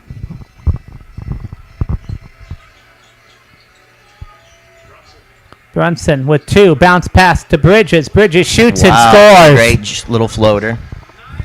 Floater push 9 shot. of 12 for Bridges. 19 for him. Mitchell for 3. No good. Rebounded Shamet. Passes it to Brunson. Brunson gives it to Bridges. Seems that that's all she wrote, ladies and gentlemen. Passes it to Shamet. Fans get to their feet. Fans are on their feet. Josh Hart will be the headline. No doubt about it. Brunson floater good. 109-91. Mitchell stepping into half court. Brunson 19 points, 10 of this quarter. Cleveland calls timeout, and you got to believe that the Knicks will clear the bench. Seems to be the case. Looks like both teams are going to clear the bench. Yeah, Proctor in, Ellis in, Bryant in, Craig Porter Jr. all in for the Cavaliers. For the Knicks, Spida's still clapping. He's clapping at his bench, just saying, basically solid job without saying it, shaking everyone's hand. Good try, good try, good try. But wow, what a tough loss. Merrill takes a seat. Tomlin comes in for him. So the Knicks not clearing the bench just yet. Gonna maybe wait to let those big stars get their standing ovation. Could be the case. Although we do see McBride checking in for Brunson. Okay, here we go. Here we are. Okay, so the Knicks on their feet. Brunson takes a seat. Here we go. Shamit takes a seat. OG Anunoby takes a seat. Alvarado comes in for Bridges. McBride comes in for Brunson. Kolek comes in for Anunoby. Dated for Shamit. Shouts out to Kolek. He played a really big role during the regular season. Yeah, he did. Carl Anthony Towns also taking a seat. So 109 to 91. We'll talk more about this in the post-game show. Obviously, Josh Hart, the story. Yep. Oh, yeah. But I think the bigger story maybe is that Cleveland is now down 0-2. Yeah, they got to pick it up at home. Get here for Alvarado, final minute. We'll talk about Game 3. Hope you can stay tuned for the Hardwood Report post-game show as Shamit won't get it from 26. Rebounded by Bryant, the former Pacer. Former Laker as well. Yeah, nephew of the former NBA player Kobe Bryant. The late and the great. 109-93 as Cleveland makes a basket. Tomlin. As the Coon Cat is back for the game to be over in our post game. How about this? 109 to 93. Knicks will let the shot clock run out. And that's And all the she wrote. Garden has turned into Eden. 109 to 93. The Jello is shaking right now, baby. And the Knicks are 2 away from going to the Eastern Conference Finals for the first time this century. This century, ladies and gentlemen, that is not a mistake. It's this century. 109-93 the final. Cleveland will not attempt a basket. Josh Hart finishes with 26. Carl Anthony Towns, 13 rebounds. Jalen Brunson with 14. The final once again, 109-93. We'll step aside. The Hardwood Report post-game show coming your way here in a little bit.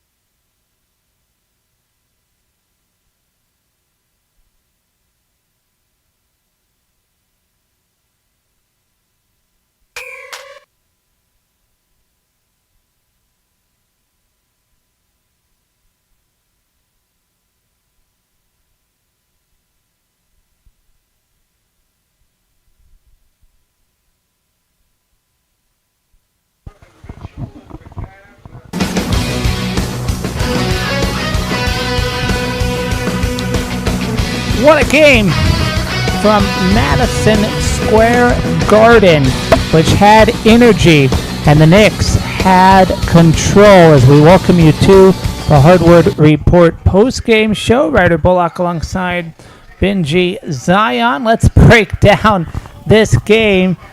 For me, New York is now 1 win away from something much bigger, 2 wins away from something that they haven't done since 1999, as the New York Knicks deliver one of their most complete performances of the postseason, beating the Cavaliers 109-93 to take firm control of this Eastern Conference final battle. From the opening quarter, New York looked sharper, quicker, and more connected. They shot 52% from the floor, moved the basketball beautifully with 32 assists, and dominated where playoff basketball is often won inside. The Knicks outscored Cleveland 58-40 in the paint, constantly attacking downhill and forcing the Cavaliers to defend in uncomfortable spots. And tonight it was Josh Hart once again doing a little bit of everything. Hart poured in 26 points, played with his usual relentless energy, attacked the glass, pushed pace, and gave New York emotional control every time Cleveland tried to make a push. Then there was Jalen Brunson, maybe not the biggest scoring night for him, but perhaps one of his best floor general performances of the playoffs.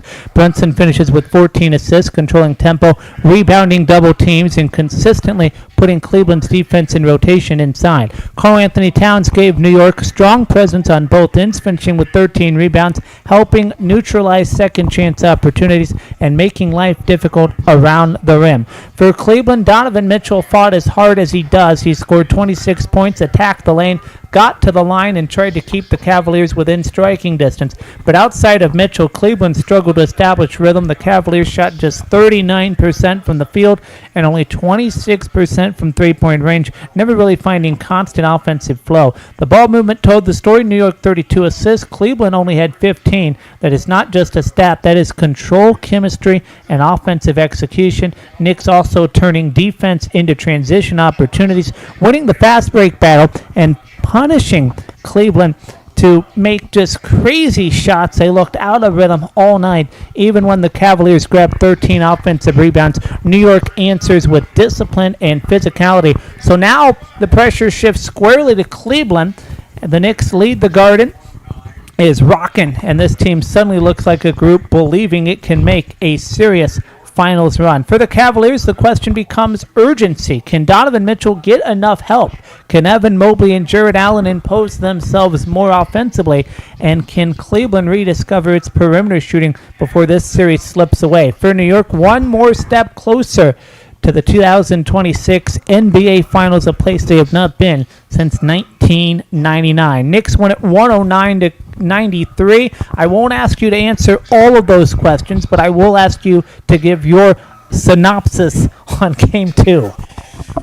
Game 2, I mean, as Kenny Atkinson speaks about it, not being able to take care of the ball, not getting the shooting down, I really think that's the story of the game. My synopsis goes as follows. Cleveland's got to rediscover its identity. I know that allegedly Donovan Mitchell is dealing with something, according to Coach Kenny Atkinson. Which Mitchell's denying that, though. Right, correct. He is denying it, but I think you and I would agree with Atkinson because Yeah. we've seen him limping. yeah, we've seen him limping. Kenny Atkinson's not a liar, of course. And then Donovan Mitchell, I just don't see that same fire in his eyes. He almost looks a little bit passive.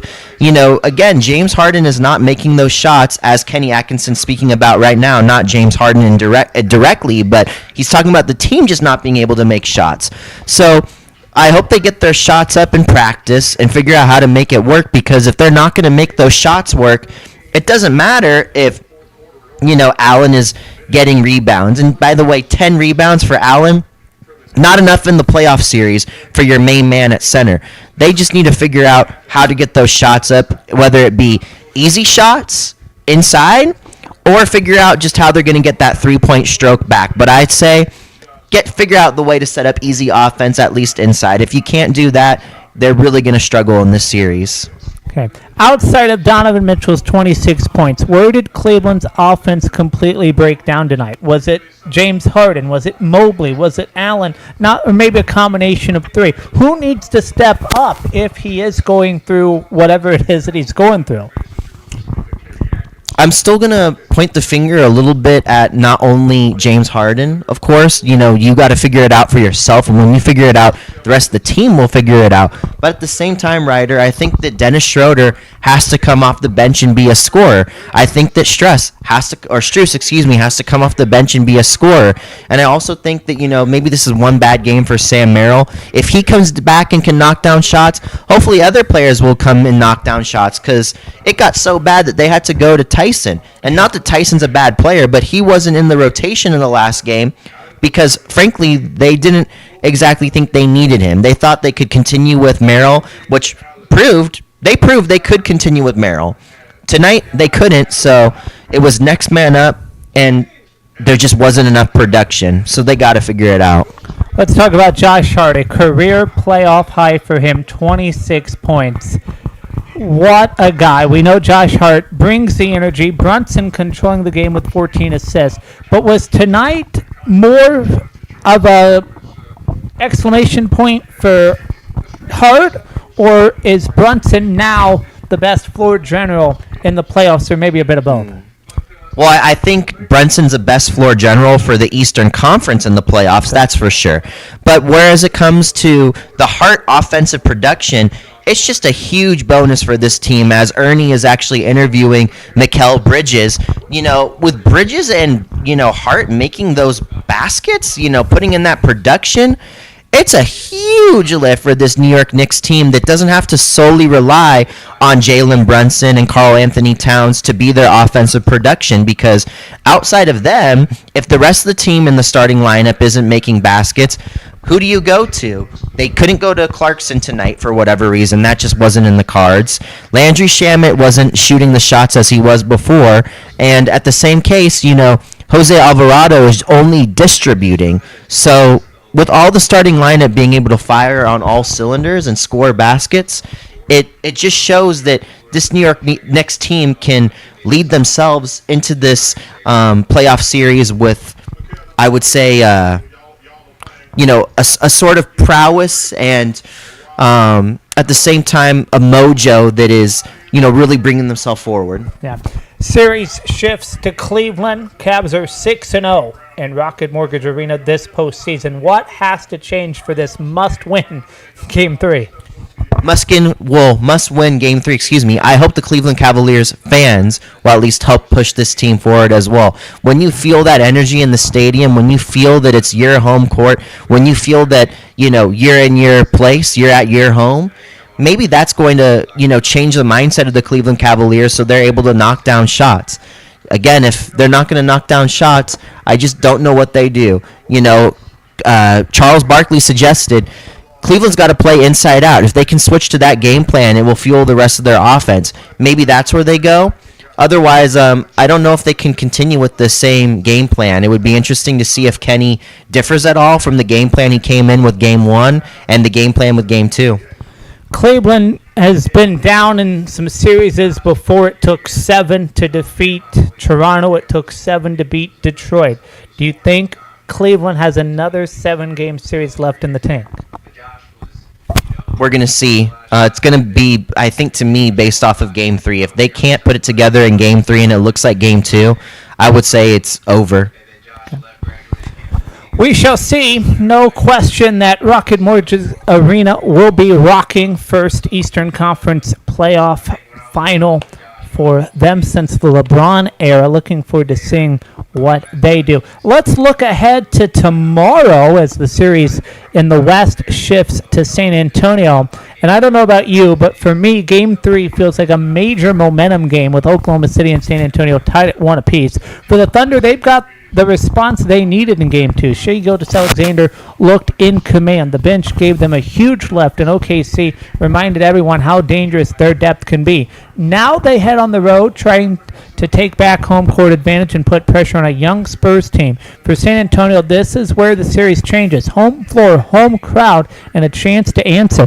Victor Wembanyama remains the centerpiece of this matchup. His impact defensively around the rim and offensively as a scorer and a playmaker makes him the biggest challenge for Oklahoma City. But the Spurs will need more than just Wembanyama. Stephon Castle's aggressiveness, Devin Vassell's scoring, and overall execution will become critical fiasco in a game that could easily shift momentum in this series. I'm going to be watching the pace early. Oklahoma City wants to push the tempo, create some turnovers, and let Shea Gilgeous-Alexander attack downhill. San Antonio would probably likely prefer a more physical half-court game using size and length to control possession.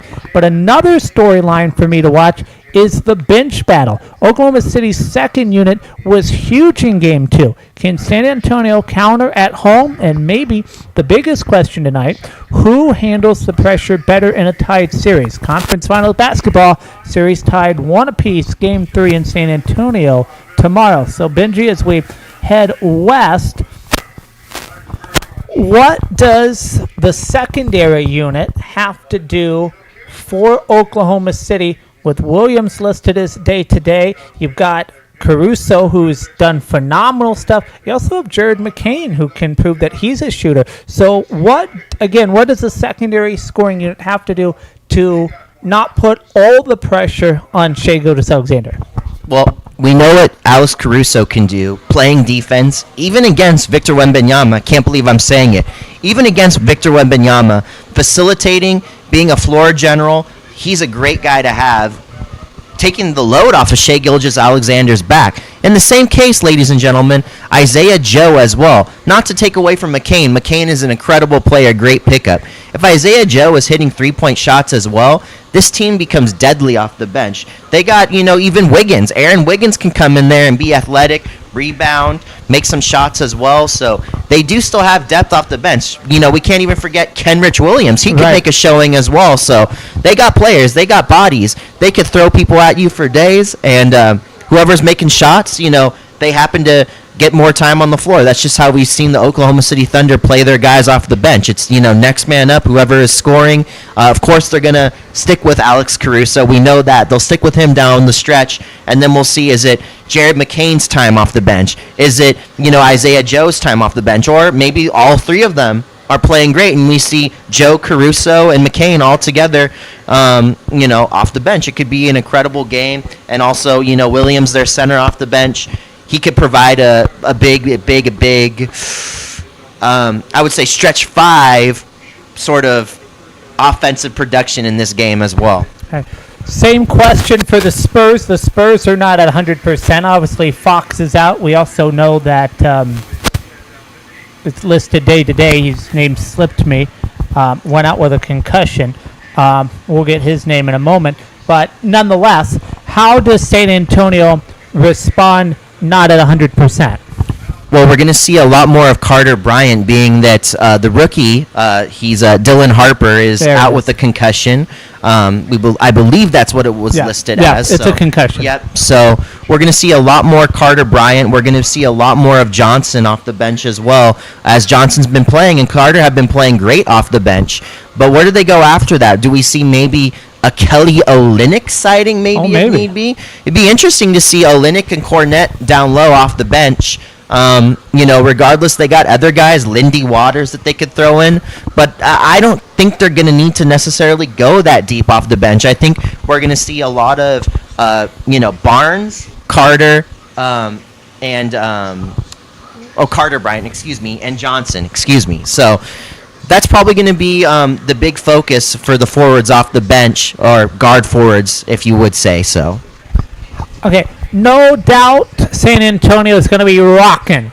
How does Victor Wembanyama play at home in his first home appearance in this Western Conference Finals? I'd like to see Victor Wembanyama facilitate himself immediately as, the home player. But in the same case, you might see them continue to share the ball. Stephon Castle doing his thing. We also have Vassell, the forward, doing his thing. We're going to see a lot of Vassell, getting those open three-point shots. Castle being able to drive and create his own offense. And Wemby can do the same thing. So just to, caveat off of that as well, we have 3 guys that can come off the bench and play very well. We got Barnes, of course, the veteran. We got Carter Bryant, the rookie. And we got Johnson, who's been with this team for a handful of years now. So the continuity is there for this team. The chemistry is there for this team. It's just who's going to take initiative to start the game? Will it be Wemby to start the game taking initiative, or are they going to try to mix the other guys in there before Wemby takes initiative, just so there's flow and those other guys are able to score, and we're not seeing a game where it's no one can do anything except for Wemby and Castle. We've seen some of those games in the regular season where it's just Wemby and Castle, and maybe Vassell a little bit here and there, maybe some of the other guys off the bench here and there, but it was a game without, maybe I would say, flow, just because the other guys didn't get their offense going. It was focused too much on the other players, or they weren't able to just get the shots off, and therefore it only went to Wemby and Castle to get those shots. And Aaron Fox when he was there, excuse me. No, good. Game 3 scheduled for tomorrow on NBC. We got a Game 3 set for Saturday as our series shifts to Cleveland, and Game 3 suddenly feels like the biggest game of the night for the Cavaliers. They're down 0-2. They lost tonight 109-93. How does Donovan Mitchell get help in Game 3? Donovan Mitchell gets help in Game 3 with James Harden getting back to being James Harden. I know I'm beating the horse dead with that in this broadcast. I think you should. This is what we have to see. If James Harden can get back to being himself, that's great. You can't just rely only on Mobley, and you can't hope that Allen is going to give you 20, unless he's going to be back to the basket, old school basketball. So that's just not the way the Cleveland Cavaliers have been set up to be a center dominant team right now. They're trying to do a lot of jump shots, and they're just not getting them right now. So again, James Harden, you got to be active. You got to be making those shots. And I just would hope for them again that off the bench, Dennis Schroeder, Strus, and Merrill can be who they are. And if they're not going to show up, I think the game is going to belong to the New York Knicks once again. New York, Josh Hart has relentless energy, 26 points. He's going to maybe set the tone. I don't know. Brunson's got 14 assists, showing complete control. Can anybody stop this New York Knicks team? On the Cleveland Cavaliers team, it's not looking so good. So, again, with the Cleveland Cavaliers, their main problem has been a couple things defensively, if we're going to talk about stops. It's been James Harden being slow. We know that he's slow and he's not the best defender in the world. So what do you do after that? How can you pick up defense with this Cleveland Cavaliers team? Well, off the bench, Dennis Schroeder can be pesky.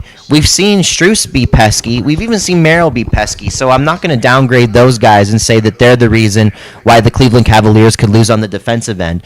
But what I am going to say is, again, the onus is on James Harden, and then the help defense can only do so much. So James Harden just absolutely has to step up, and we'll see if Spida's back to feeling himself in the next game. And if Spida's not feeling like he's himself, if James Harden is, struggling, it's going to be an extremely hard game for the Cleveland Cavaliers. Okay. The Knicks are up 2-0. How is it, as we'll get to Donovan Mitchell in a minute, but how do you stop trying to party like it's 1999? Well, we know Harden's not hitting those clubs anymore, so that's at least allegedly, so that's a nice thing. For the Knicks, how do the Knicks avoid partying like it's 1999? How do the Knicks? Yeah, Okay. they're 2 away from their first NBA Finals since 1999. How do you avoid? Yes. How do you just go, okay, we haven't done anything yet? I think they got to, of course, keep their focus on the fact that they're going to go into a hostile arena. It doesn't necessarily matter that, the Cleveland Cavaliers lost it today. The Cleveland Cavaliers of today could be a different team on Saturday. They could be a very different team. They could be a dangerous team if they're going to be knocking down shots at a high rate. James Harden, he makes up for the lack of defense when he's scoring and passing. When he's able to do both of those things at a high rate, the Cleveland Cavaliers are a dangerous team. So, again, look forward to James Harden to, flip the script. And, Spida's saying we got to protect on court. Look for them to be very motivated at their home crowd.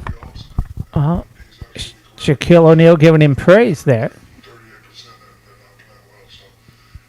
He's I hate to say this, he's doing it really by himself. He has no help offensively. Yeah, I mean, it's tough. When your game leader is, hurting physically or whatever it may be, and he's, not able to have anybody else help him, what do you do as a Cleveland Cavaliers? Right. I mean, you've seen it with New York. Brunson was having an off night. Hart stepped in.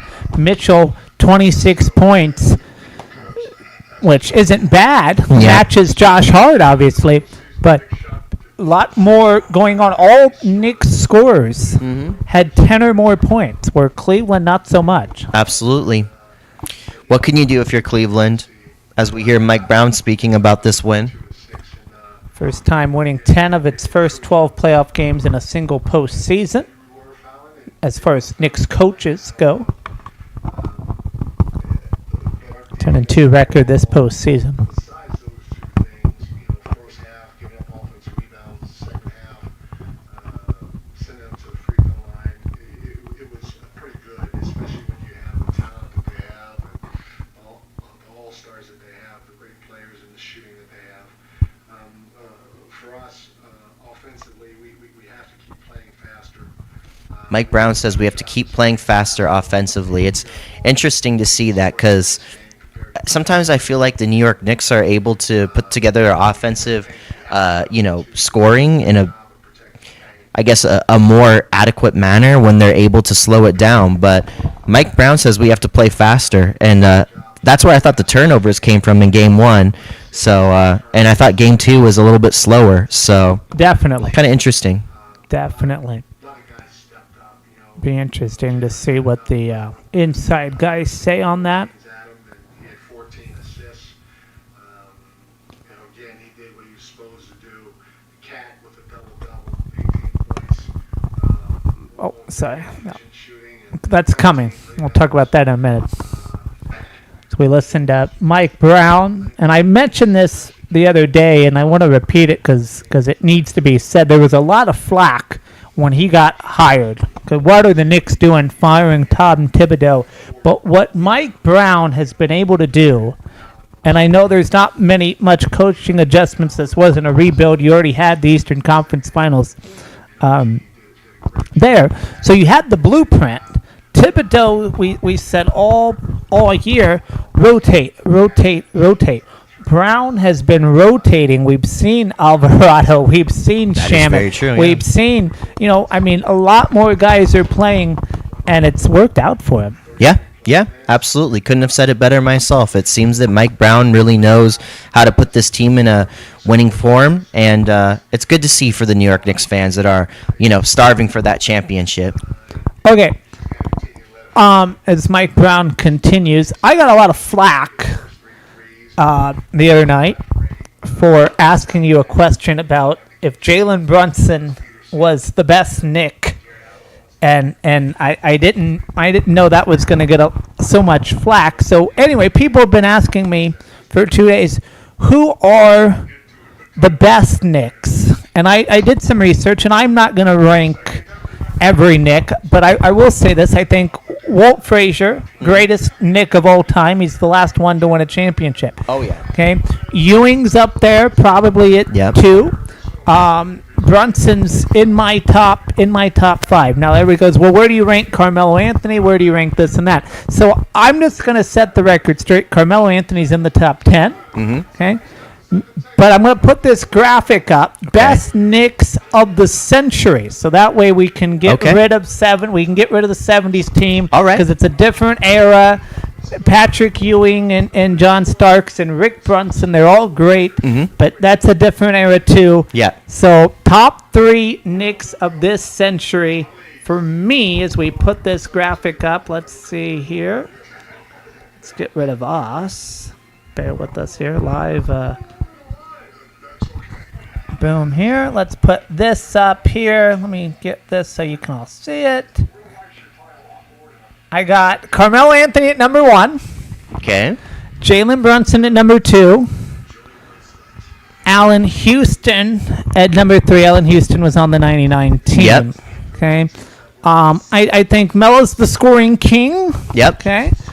Brunson, obviously back-to-back Eastern Conference Finals appearances, the floor general, averaging 26%. You also see the stats. These are their first 4 seasons with the team. Brunson's only been a Knick for 4 years, if you can believe that.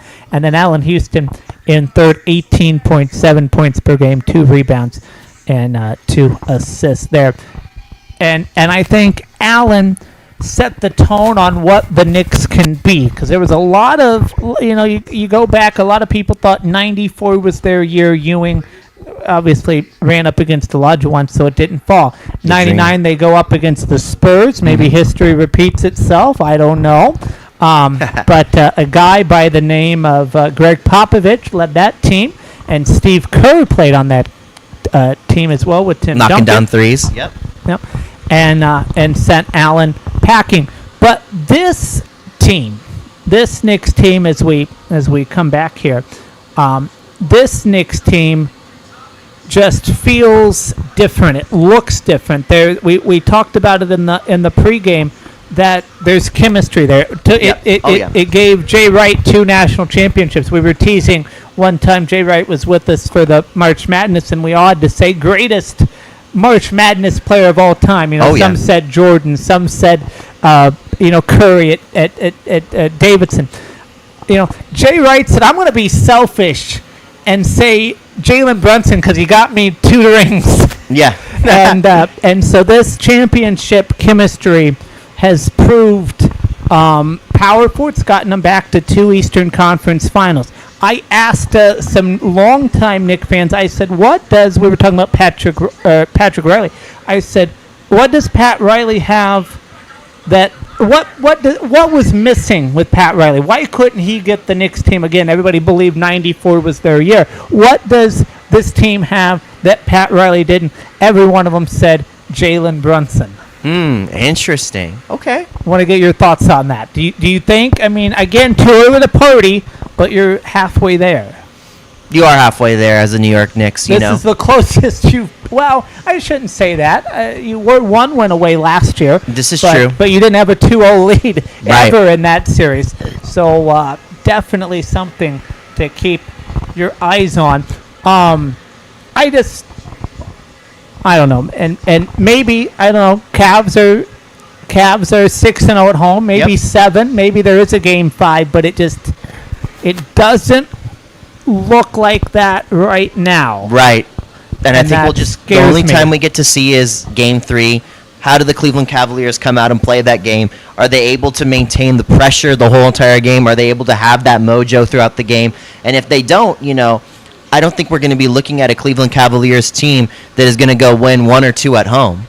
Or I should say they're not going to win the second game, game 4 at home. If they can't win the first game, I don't know how they come back and win the second game, even at home, to be frank. And for those of you who are wondering where Jeremy Lin ranks in my greatest Insanity. Knicks of all time, had a great run in 2011. Probably the best Asian basketball player of a generation. Up there with Yao Ming. Yeah, right. Just for being right. such a guy. Absolutely. Let me qualify this. Yeah. Yao Ming played multiple years, back to back to back, even with injuries, being known as the man that could even make Shaq have problems. Right. Jeremy Lin was Only the phenom. played 1 year with the Knicks. Yeah, he was a phenom and took the world by storm. That just some guy that no one's ever heard of could come in as point guard and just be lights out and play with such an amazing team. Yeah. Definitely there. His jersey, by the way, if you want a Jeremy Lin jersey, there's a bunch of them on eBay, and they're totally expensive. I was looking at one. I'm thinking about buying it. I made a promise to a Knicks fan. We go to these gatherings. I won't tell you that. But anyway, little rivalry goes on between us in the group chat. Yeah. And I made a deal. I said if the Knicks make it to the finals, I will go to our next outing in a Knicks jersey. I looked in my closet. I don't own a Knicks jersey. And so I was looking. I said, well, who would be a fun guy to wear? And I found the old St. Patrick's Day Knicks jersey, Jeremy Lin. It's on eBay. Tag still on it for about $150. So that may be the Hopefully the no one steals go-to. it from you. Right. I don't know. Yeah. You just gave out the location on the merch. Wow. I did. But I didn't tell you who was selling it. It's in my cart, so you got to be quick. But that may be the go-to. Feels to me, I don't want to say this series is over, but it's looking like it's. I just don't see. The Jello feels like it's shaking. Yeah, I just don't see. I mean, Cavs probably. Well, I don't know because I don't think the Cavs will lose 2 at home. So we're definitely coming back to New York. Yeah, I mean, I would hope they're not going to lose 2 at home. But again, if they lose Game 3, I have serious fears about them losing Game 4, the Cleveland Cavaliers. If they win Game 3, then I give them higher odds to win Game 4. Let's say this though, and I hate to keep going back to this, but if let's say the home streak continues. So they're, 8-0 at home. We come back to the Garden. Okay, Knicks don't necessarily have to win one on the road. They got the home court. Does Game 1 feel like it feels like we're going to come back to Game 1 and say, oh, what could have been? That could very well be. Game 1 was a match of not only endurance, but I think it was a mental game, as I said before. And we might be jumping back to that conversation as well, the mental game. Oh, if the mental state was correct, if it was there for whichever team, they would have been able to pull out this series and advance to the NBA Finals. Right. Well, I mean, I don't know how many more chances you're going to have. Well, you probably won't ever have another 22-point lead in the Garden again. At least I don't think. Unless James Harden isn't making those shots and Donovan Mitchell's hurting. Well, somebody's got to take control. Reggie Miller took control of the Garden. Olajuwon took control of the Garden. Who can take? I don't want to piss off too many Knick fans, but Trae Young took control of the Garden. Halliburton took control of the Garden. Who from this Cavaliers team can take control of the Garden? So far, it looks like nobody. Looks like no one. I mean, it's really got to be either Mitchell or Harden. If it's not Mitchell or Harden, the next person that I would say could maybe do it, we've seen him take control, is actually Dennis Schroeder. Dennis Schroeder has played amazing playoff games in his career, and, I think he's a guy that he needs to be the man. He really does need to be the man. And maybe coming off the bench is something that's like a little bit psychologically harmful for him. I could be totally wrong on this, but if he can put it in his brain that, you know what, Mitchell's going through something, whatever it is. Harden is struggling right now. I need to be the man. I need to come off the bench, and I need to look to score. I need to look to facilitate as well, but maybe score first, because when Schroeder is driving to the basket and starts getting his buckets, he turns himself into a monster on the offensive end. He'll start scoring jump shots. He'll start making threes. That's usually how Dennis Schroeder works. So I'd hope that he's driving to the basket and trying to score at will whenever he can. You have any cool Cleveland stories? You ever been to Cleveland? I have been to Cleveland, actually. I was there after a concert from Chicago, and my family, my cousins actually picked me up in a rainstorm to take me to Passover, Jewish holiday, Egypt Exodus. We went to our family's house in Detroit. Nothing too interesting other than pulling in at midnight because of flights being delayed and not being able to see Cleveland at all because it was pitch black. So I've been to Cleveland, but I don't know what it looks like. Very well. Very well. My only Cleveland story, Rock and Roll Hall of Fame, which if you have not been, take it. I gotta go. And then Hence the Harry. I love rock I was and roll. in Canton, Ohio, just outside of Cleveland, when seeing the Pro Football Hall of Fame. Nice. And went to a taping of SmackDown. Wow. This was years ago, though. Edge and Batista, the main event, to show you my age. And there's that. Game 3, though, coming your way on Saturday night, Memorial Day weekend. Final once again from New York, 109-93. Josh Hart with a career high 26 points. That will do it for us.